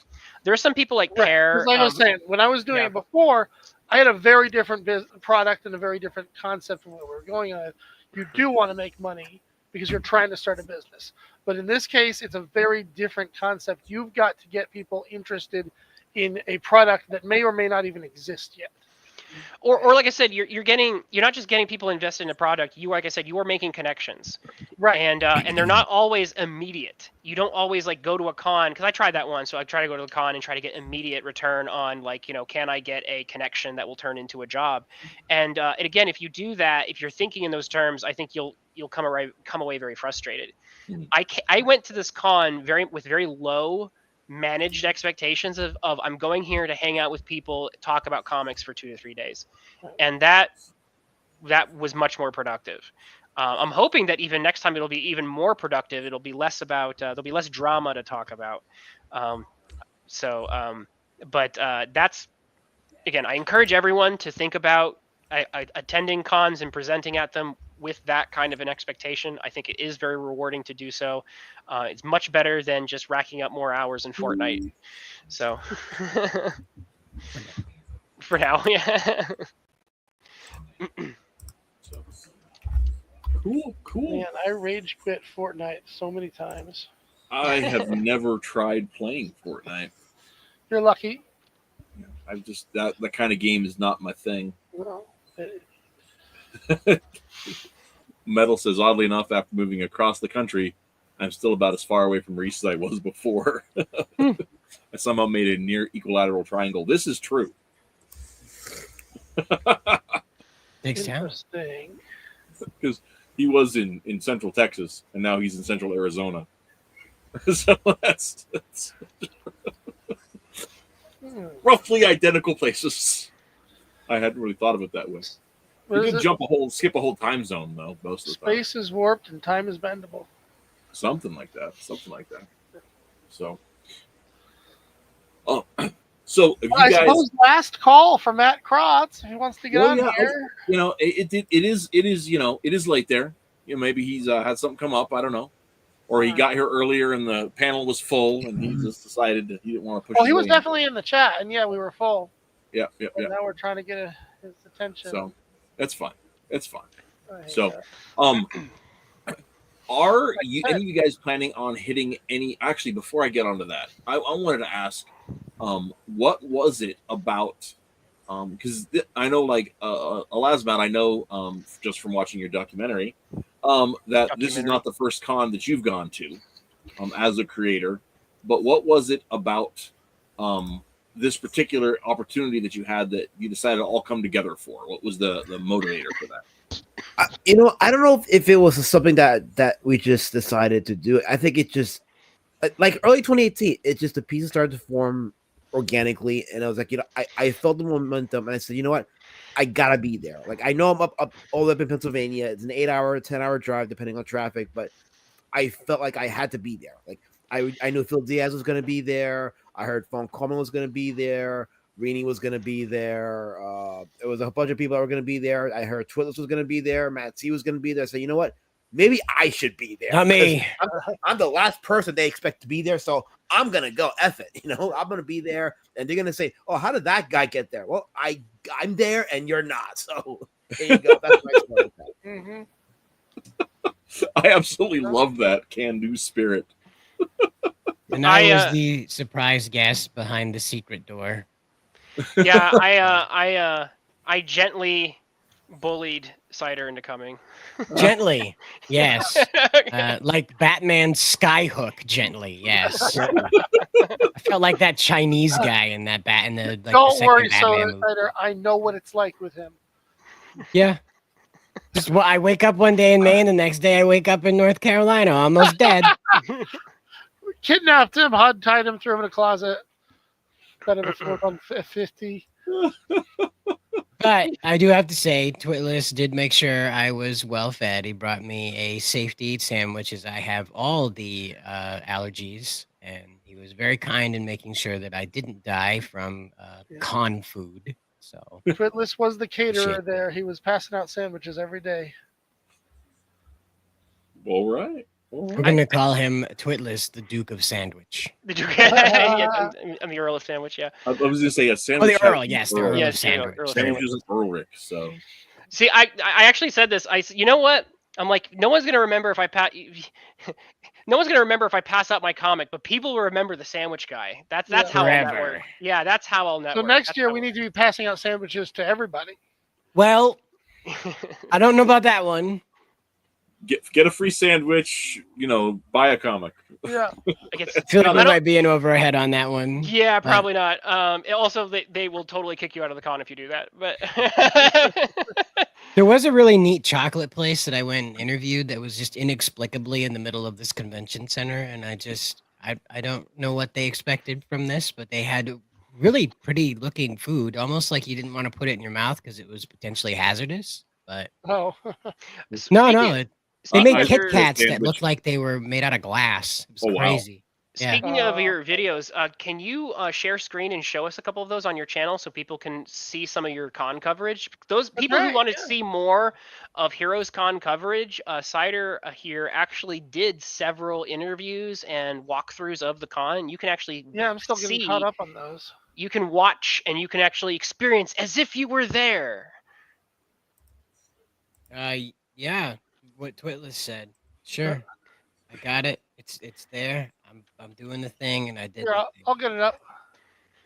Let's see here. Okay. Oh wait, hang on. I gotta know what it's doing. Why is it not adding it to the stage? Let's see.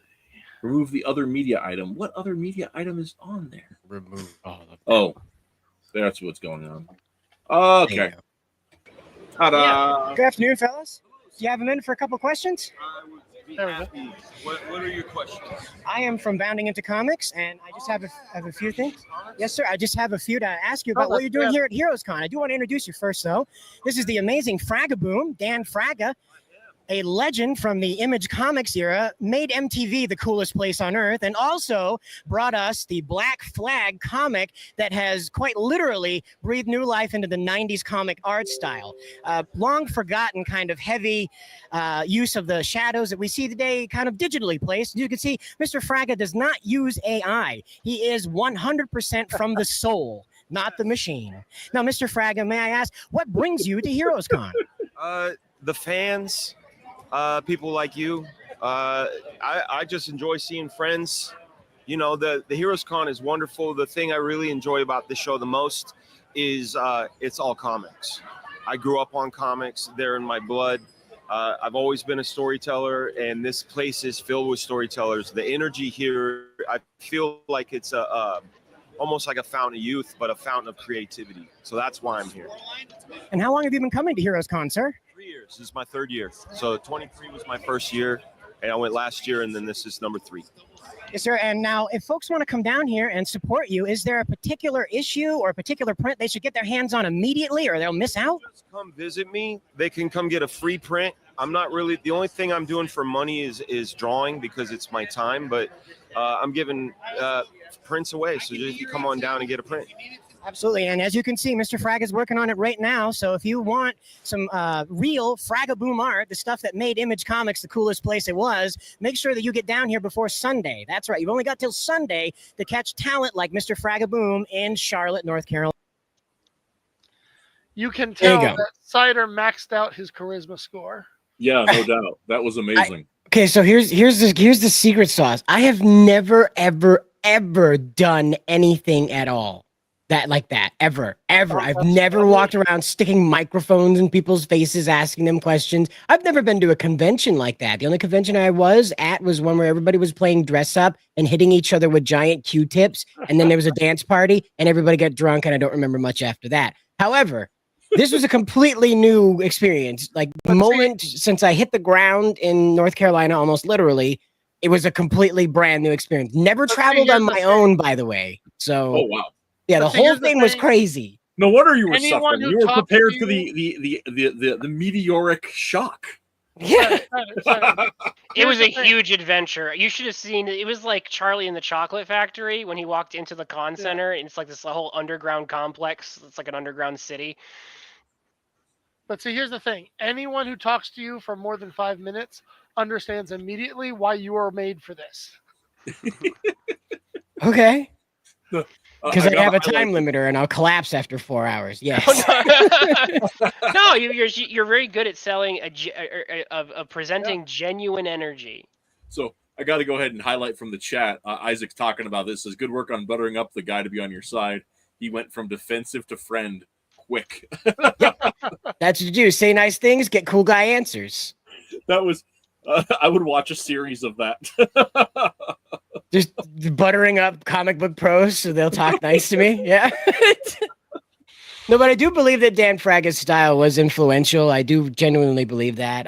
When you look around at like the 90s imitation stuff that comes out now, it really carries a lot of Fraga's like aesthetic. Yeah. A lot of his extra lines he likes to put into things. So I'm not complaining, you know. I have to make a confession. The only thing I know about Dan Fraga was he was the culprit behind Dragon Ball Revolution. Everybody makes mistakes, alas, man. I know. I'm trying. I really am.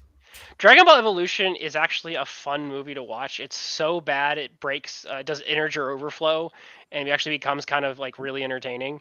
That's what you said about my comic. I mean, did I? It was something like that. It wasn't exactly that, but it was something like that. When you remember that the only thing I know about Dan Fraga is that he's the handshake guy. Oh gosh. Yeah, that's what a lot of people are going to know him from. Deadly Weapons. The handshake. Yeah. Went from the milkshake crew to the handshake crew real fast. Oh my gosh. Well, 6 years. We've come full circle. Yeah. Actually, that was 7 years. That was 18. So that was 7 years ago. Wow. Next month. Wow, that doesn't feel that way. Doesn't feel that way at all. So I have the meme now. I've been waiting to show this to you, Twitless. I don't know if you remember this or not. Here we go. I'm gonna shake your hand. I'm gonna shake your hand. I'm gonna shake your hand. I'm gonna shake your hand. I want to shake his hand. I'm gonna shake his hand. I am not familiar with this meme, but that is what it was presented as. That I want to shake his hand. You stupid. Yeah. What on earth am I seeing? I feel like off screen. Dramatic reenactment. It's a dramatic reenactment of Biscuit Gate. Yes. Yep. This is exactly what Dan Fraga did. Listen, I really want to believe that off screen on the other side is some lady yelling, That thing is not real.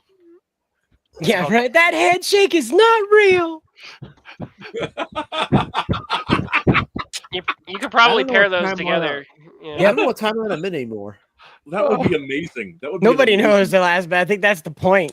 Like this is Wow. some kid's Minecraft server, and he's just nuking us with reality bombs all the time. So, from the chat, Metal says Dragon Ball Evolution was okay as a B movie if you divorce anything about Dragon Ball from it.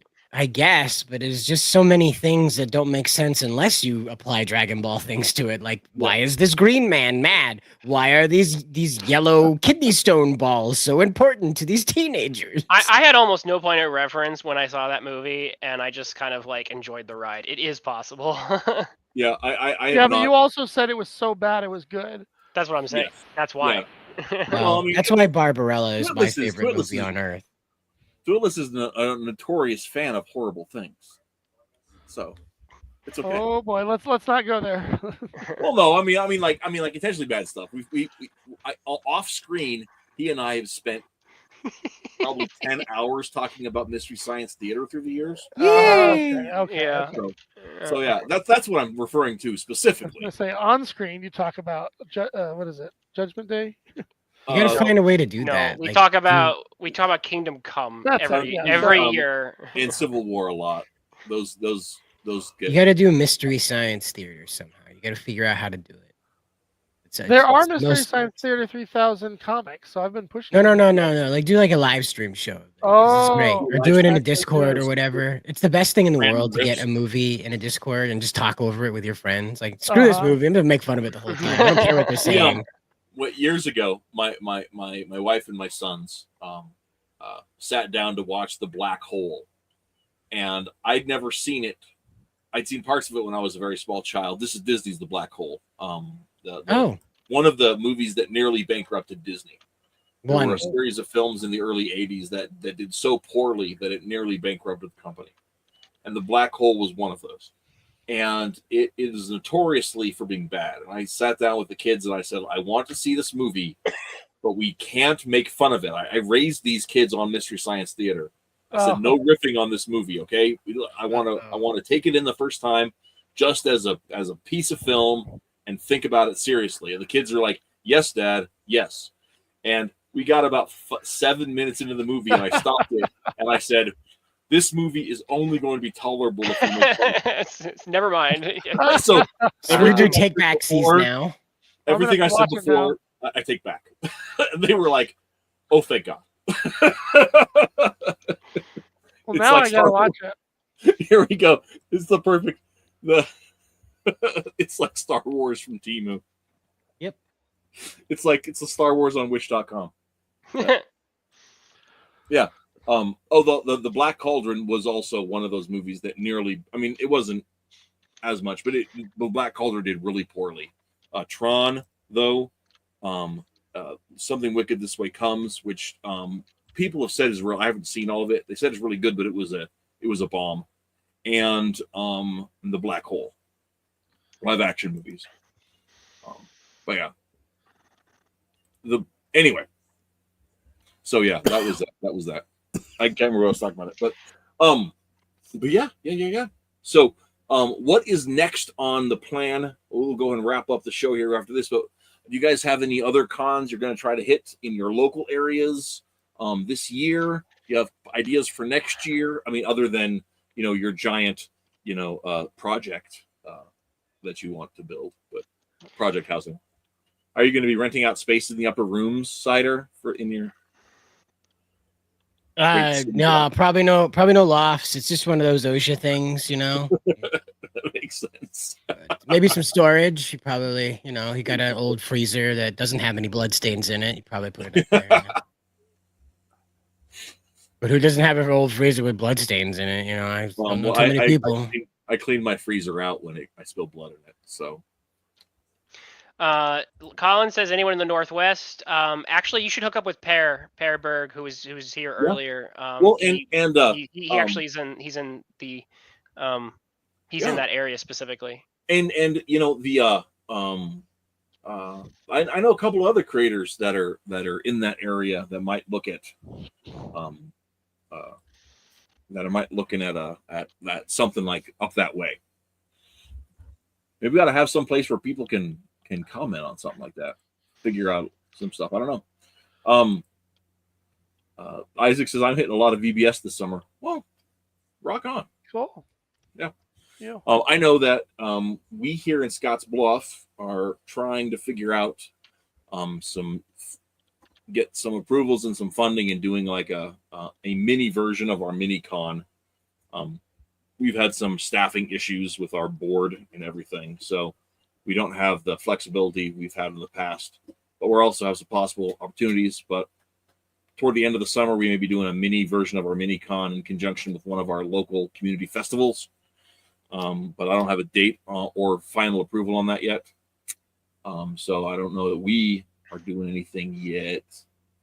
Although I think in 26, me and the guys are talking about hitting up Omaha and Lincoln if we can make that happen. So, All right, nice. It'll become a microcon. Yeah, pretty much. We've had a number one Marmaduke fan, Josh the cartoon guy, and Star Storyteller out at different times to our little event. So we'll see. Who knows what this year might happen, but a microcon. That's funny. But yeah, that's what I've got going on. In addition to still working on trying to get back onto the comic groove. We'll see how that all shakes out. So, how about you guys? Well, I'm hopefully not, at least for another year. I want to get Kitty's Day Out finished and be started on my next project, which I think is going to be much more appropriate for an event like that. So unless somebody tries to drag me to something again, then I think I'm just going to wait out the year and prepare for it. Yes, I have been in the preparation phase for years now. So, but how about you, Twitless? You've got a is your life looking to slow down anytime soon, man? No, not really. Oh, that's unfortunate. I have so many things I want you here to talk about. But I think enough will free up so that I can start doing a little more podcasting. So yeah. Hooray! So I should be a little less of a stranger here and there. But well, I'm glad you're here. Your voice sounds great. I knew you were sick, so hopefully that. Yeah, I wonder where I got that from. Well, that's what I was wondering. Was it in fact a cold? Because gosh darn it, that makes no sense. I'm so mad if that's the case. Anyway, I have the summer influenza or whatever the heck. It's awful. Gosh, darn it. But I think I might be on the mend soon. And please tell me Emma didn't get sick. Not yet. We definitely kept we observed a proper disease protocol. Let me see you again if it. Yeah. Wait, what? Wait, what is this? Whoa, okay, what the heck? I don't know what I'm seeing. I figured it captured the moment. Okay. Which moment is that? Yeah, I'm curious. Which moment? Well, you guys were fighting over who made who sick, or somebody got sick. No. It's very clear. If anybody made anyone sick, it's me making him sick. No, it was definitely. It shouldn't be possible, considering the circumstances. But gosh darn, if it's gonna happen, it's gonna involve me. Apparently. I literally just got through telling you that your body is a machine that takes viruses and turns them into stronger viruses. Yeah. Well, that does happen. The viruses, that's part of their lifestyle. Yeah, exactly. Next time you want to invite me to do something, just make sure you first ask me if I'm planning on getting sick anytime in the next year. I'm not sure if this is related to your meme cider or not, but Isaac says, "Is that what the handshake really means?" Oh.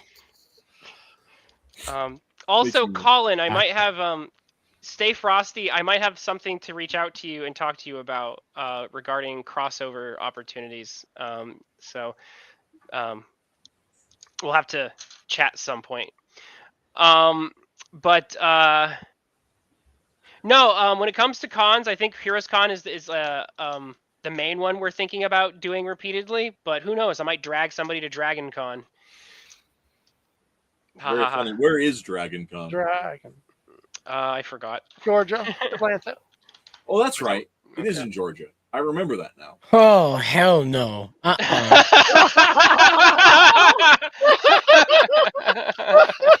Well,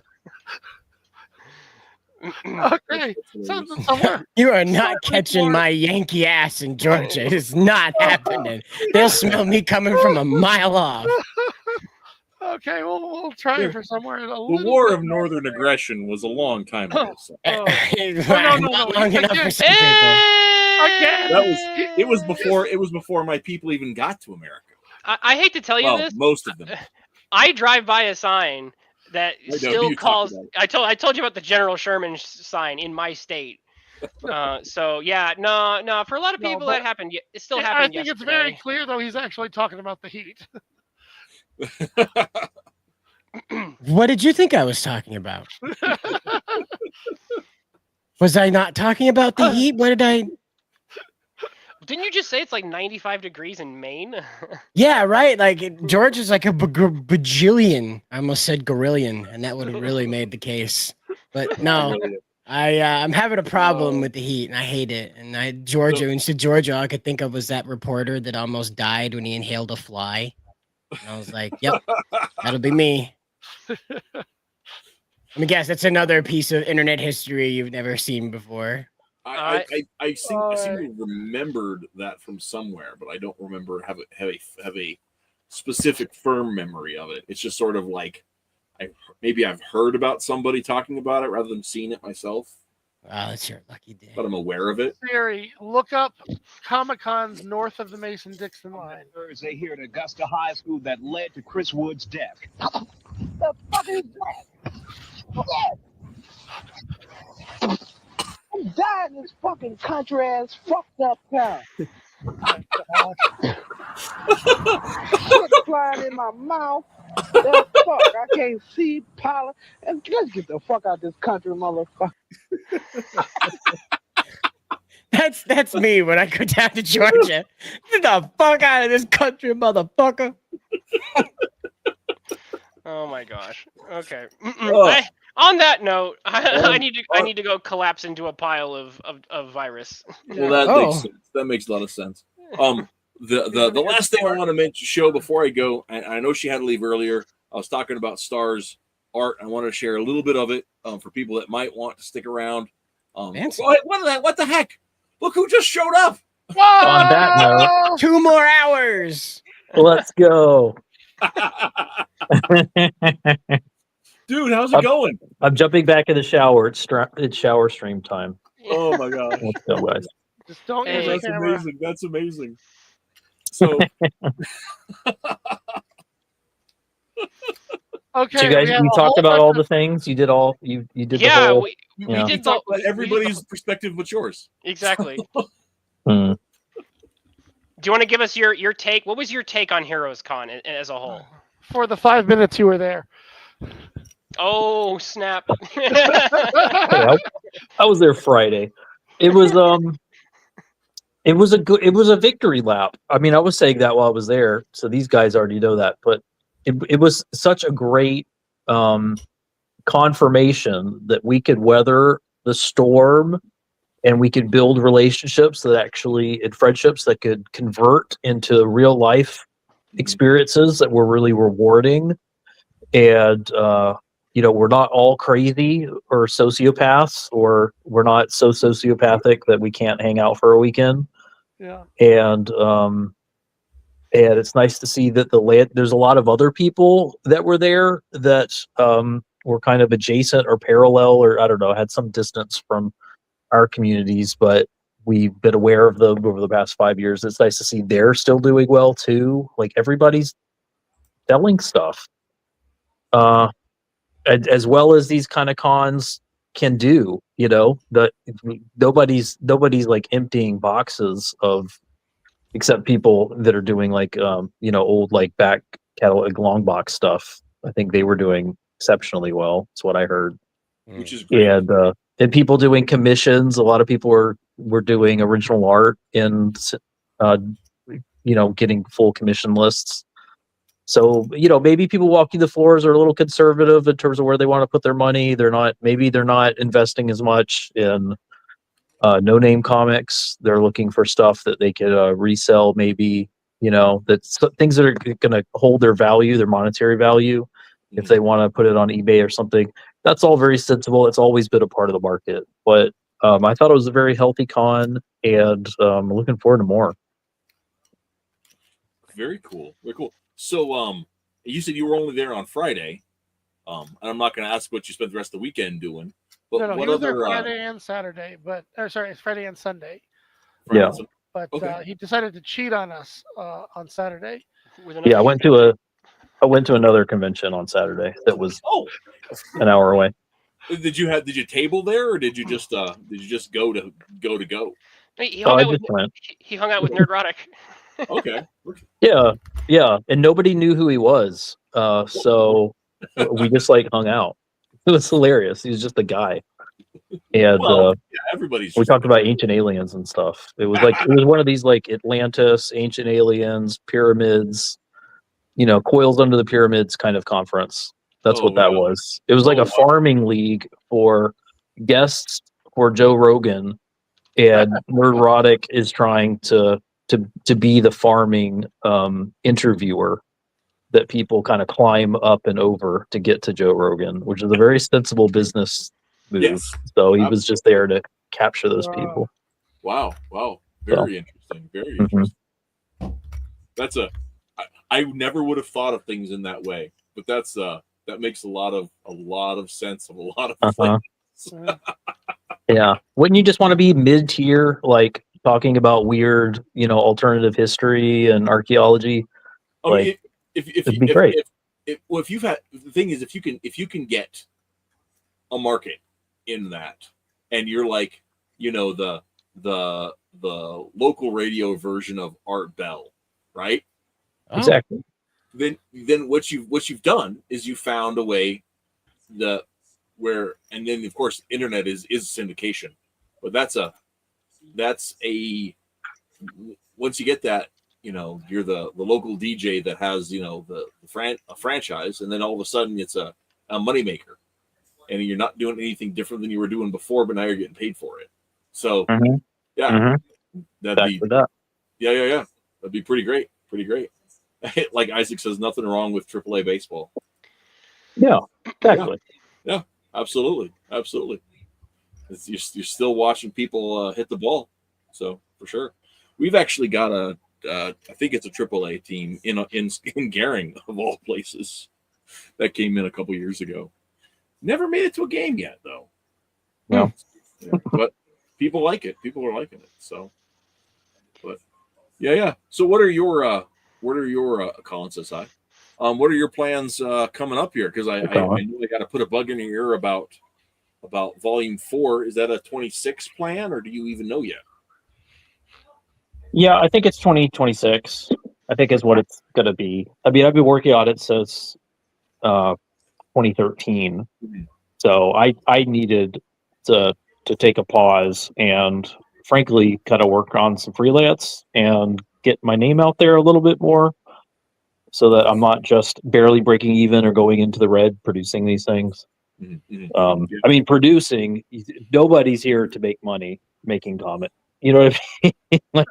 It's been 1,000 hours on this thing, so I'll never make that back. But I just don't want to I don't want the money to go into the red. Even with crowdfunding, I've never been in the black. So, I just wanted to make sure that the story was right. So I kind of had to sit on it and not just rush like I've been doing for 3 books, go straight from one to the other. And people read them too fast, and then they just say, "Well, that was fun." I want them to annoy me a little bit and say, "I'd really like to see the 4th one finally. You left it on a cliffhanger. So if I can milk that delay just a little bit longer, I think I could finally, maybe people will show up and I'll be in the black for book 4." Yeah, who knows? Yeah. That's an interesting perspective. No, I know I asked you this about like a couple of years ago, but I do not remember what you said. You've been doing the annotated versions, and I assume that when you're done, you'll have an omnibus and annotated version that's like the final product, right? The ultimate form of Kyrie. That's what I've always imagined.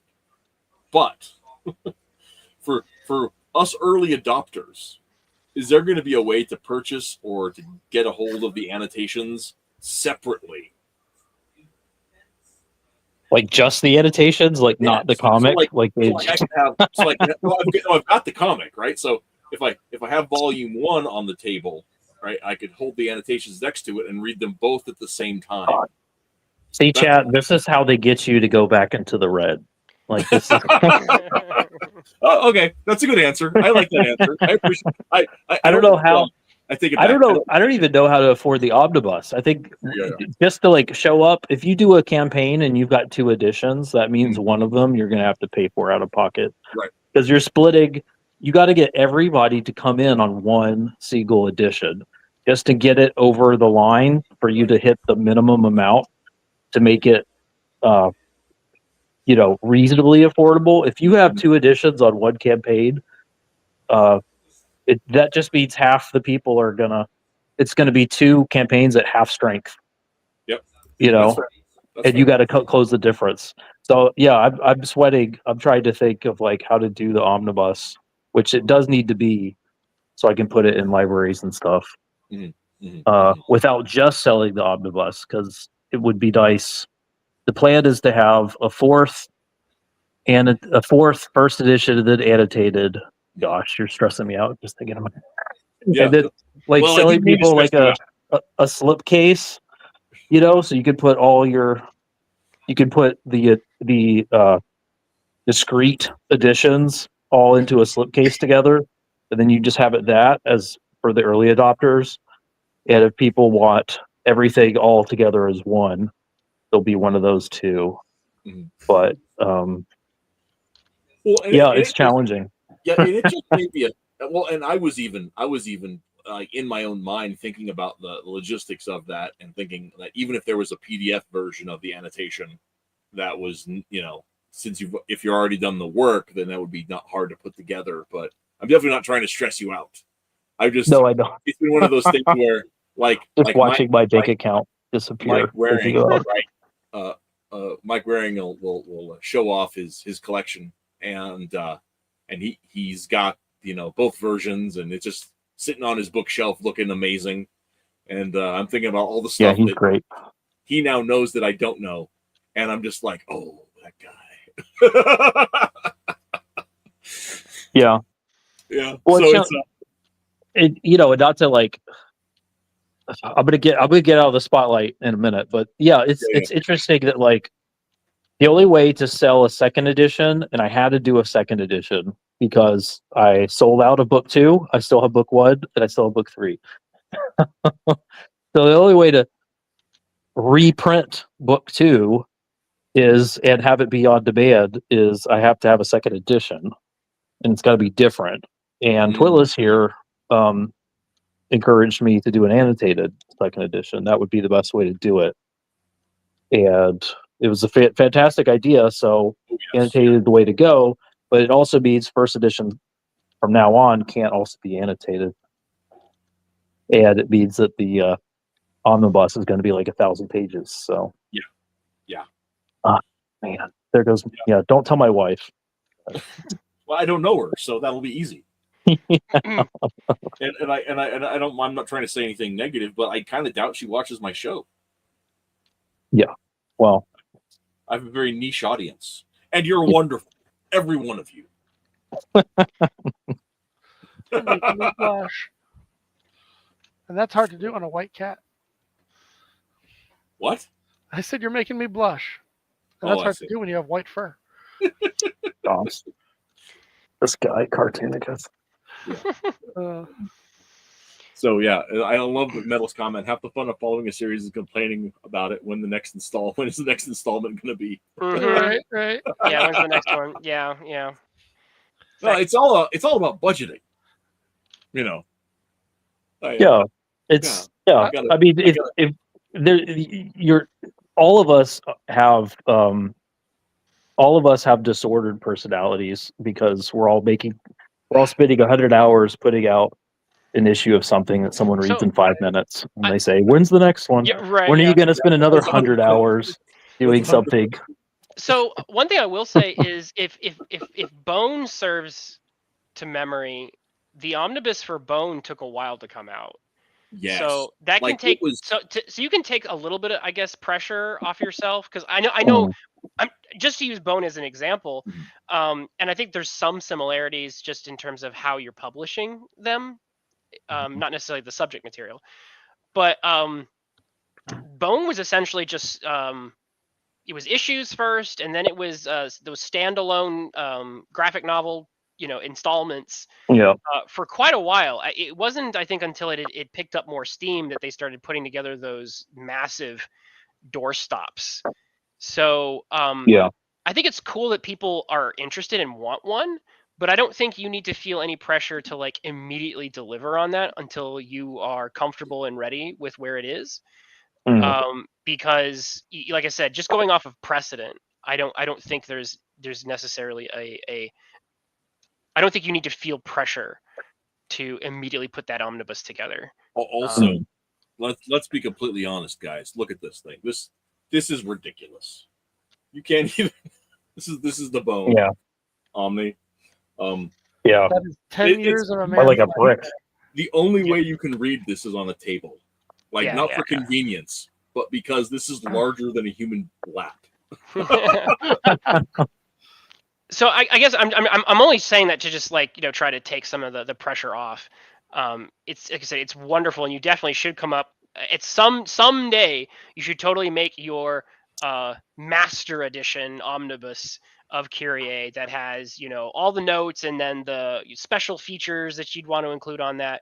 But that you would definitely have time to take a break, let the success of the other volumes speak for themselves and I mean, before and- you would never need to consider that. And I'm not even kidding. It is that book. It deserves to be in libraries. It is just the literary and artistic quality that you Thanks. put into Kyrie is something That's the plan.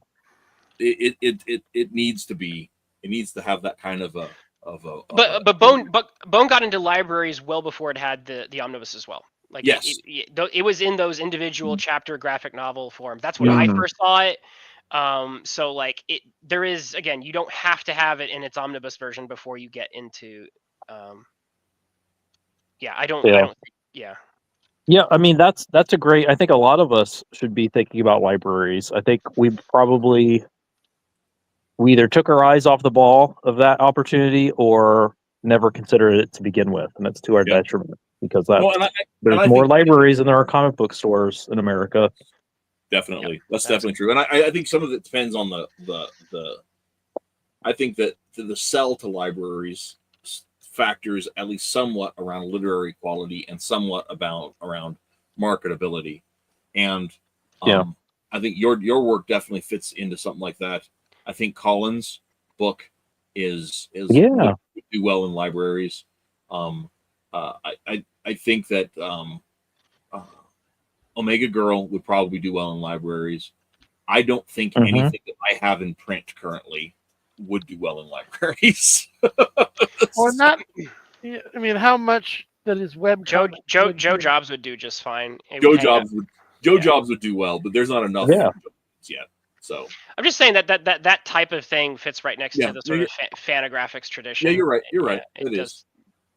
And the thing I'm working on with Claire, I think will be that's going to be 70 pages of greatness. I'm not to toot my own horn about it, but I'm really happy with what we've got going. It's early stages yet. We've got 12 pages in, but it's going to be really good. It's a slice of life story in the middle of a superhero universe. So yeah, you're good at slice of life. So well, now I'm going to have to go back and watch. Did we lose you, Matt? I think we didn't hear that. He said he's going to have to go back and watch. That's all I heard. Is he here? Drop Colin's comment so we can see if he's here or not. Oh, Okay. Am I back? Yes. Yep. Well, now I'm gonna have to go back and watch the first 2 hours to see where all the energy went. Because you had Narwhal here, you had Smiller in the chat. It's Right. quite a party. Yeah, it was pretty fun. I think that That's awesome. I don't know if I scared everyone off or what. So Well, Mike had No. has- The problem was Matt C wasn't here, and everybody lost interest. oh my God, Artunicus. everybody This loves guy. What do you everybody, do with that? everybody loves Matt. It's true. I actually it's gotten so stupid late. But I did want to spend some time at some point talking more about everybody's projects. I did want to talk about the idea of meeting online and then meeting in person, and we talked about that a little bit. And I thought it was I really enjoy that part of it. But I don't know. I still wanted to get more time talking about everybody's I'm really familiar with yours, Matt, and so it was easy for me to pop those questions in. But I know if nothing I might about Cider's suggest book. we simply move. Oh to my gosh. the You'd love Chili- Cider's book. Yeah. I know nothing about Cider's book, and I did tell Lasmat earlier that Twitless has been asking me for probably 4 years to read Road Warrior Drake. And by the way, I should point It's out, right up your Cider, alley. we all know that you only, have so much time you can spend in something. If you, need to skip out, I don't want you to try to be brave or anything, right? I hope you're not holding on because we're going, late. I am pretty tired. I'm not gonna lie. Don't be a hero, Cider. Yeah. Yeah. Figure that out, but you should probably be the first to show your project first. Yeah. I don't have it in front of me, fellas. My computer crashed when I got back here. So I'm sorry. allow me. Please enlarge my camera. Allow me on behalf of Cider. There we go. Oh, right. Well, Lasmat can do it. Author and artist. I've got it. It's sitting right in Save the front of me stream. too. Like, yeah. Here, let me feature you. Oh no, I did. Bye. That's how it's done. Segregation. See, even when I help another fellow white, I get treated like I'm the back of a bus. No, Fellow Irishman. man. That's all there is to it. There it This is is. Cyrus Comet the Colossus. He wrote it. There it is. Magnum opus, and he's got big plans for this, as we do for our own characters with a perspective possible crossover. So, but yes, he's got the Colossals, Star Supreme, the flagship character.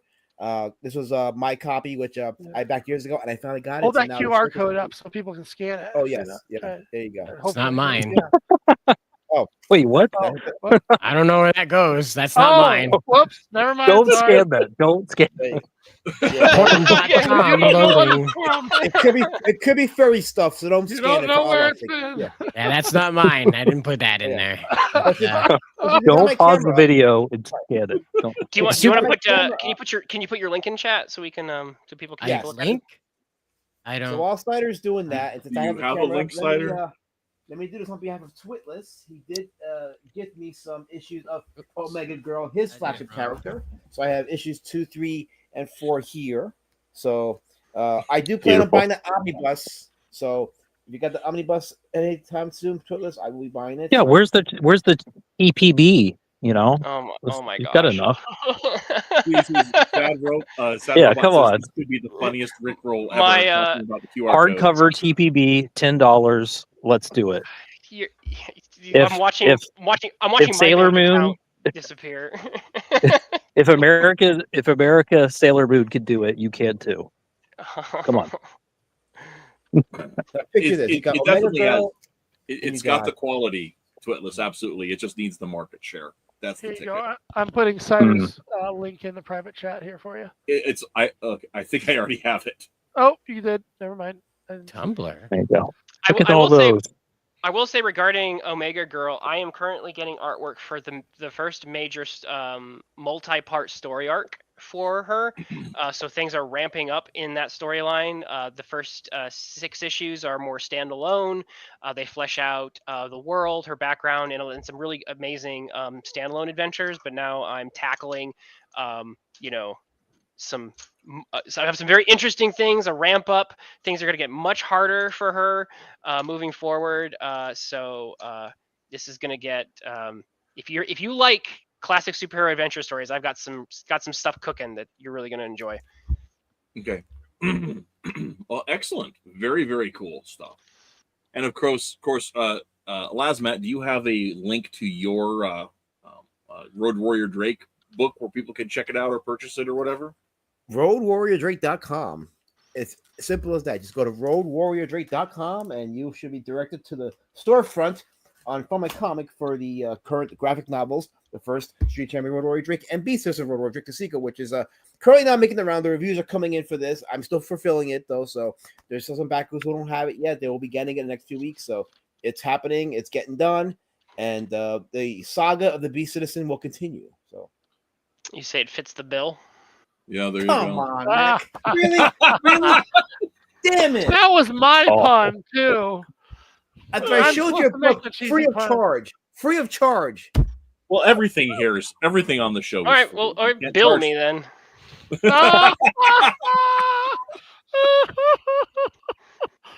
If you dare.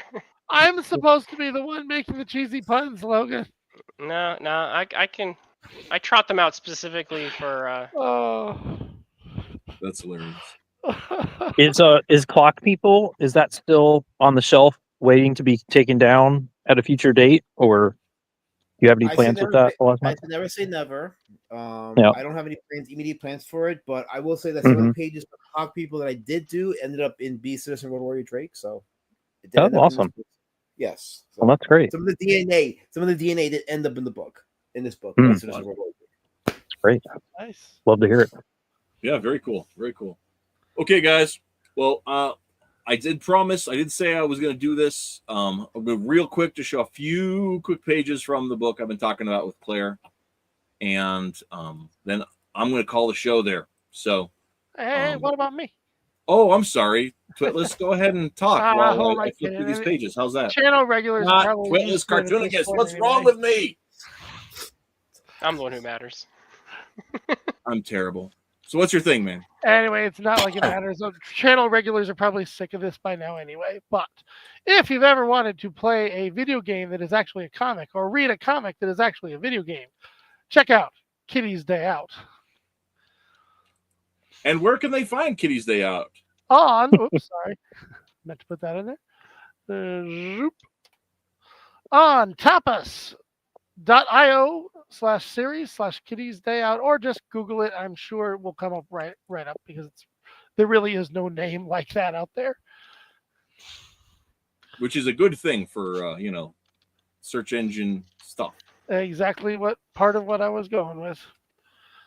Yeah, I recommend what you've done, Cartoonicus, to the chat. It's really kind of a charming experience. I think I did level 1. It's kind of like a choose your own adventure sort of thing. It's funny. It's too bad we don't have Flash around. You could have just made it that, and put it on E-Bomb's World or something. It would have been perfectly at home. I did start out trying to make a game. We have a story about that. Yeah. Oh, yeah. It would have taken 90 years to finish. Yeah. This is kind of more fun this way. Yeah. Exactly. This way it has the whole what's the word, the twist of being a comic game. Yeah. Yeah. There is still, and he might release it at some point. There is a prototype that still plays out the first chapter or so. That is in a mostly workable condition. I don't know if. So he does have some of it as a game, but the development for it was just taking a very long time. And I was just like, buddy, you got to release this now. You've been working on this half your life.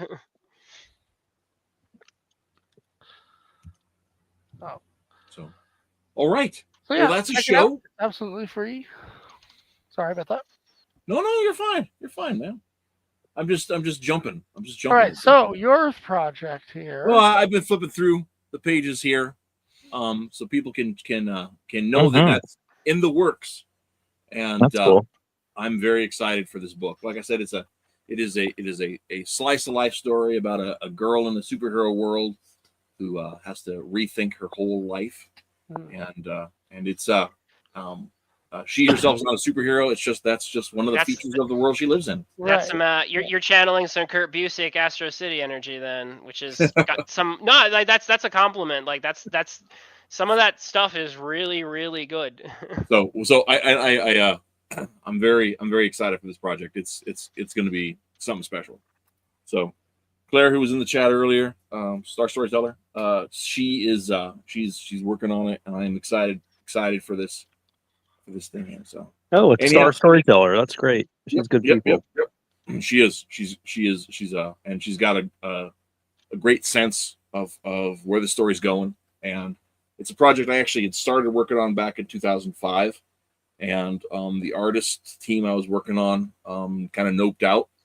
And then I got a chance to readdress the storyline and rework the script and reformat it, and just buttoned up the second edition of the script about a month ago. So I'm really excited to see where we get. I'm hoping late summer 26 for a release. So we'll see how that shakes out. Yep. Excellent. Yep. Okay, well, I'm going to wrap that there, guys. Call it a day. Call it a show. Matt, thanks for coming. Cider, thanks for coming. Elazmat, thanks for coming. And Per, out there in the ether, wherever you are, thanks for tuning in as well.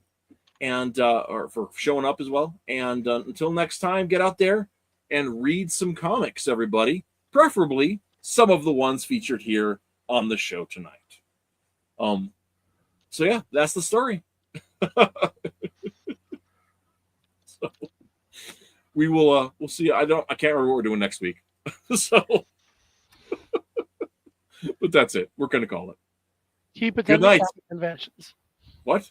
I said keep attending comic conventions. Keep attending comic conventions. Ooh, yeah, that's nice. Get out in the real world and meet real people who also love comics. Yes. Good night, guys. See y'all.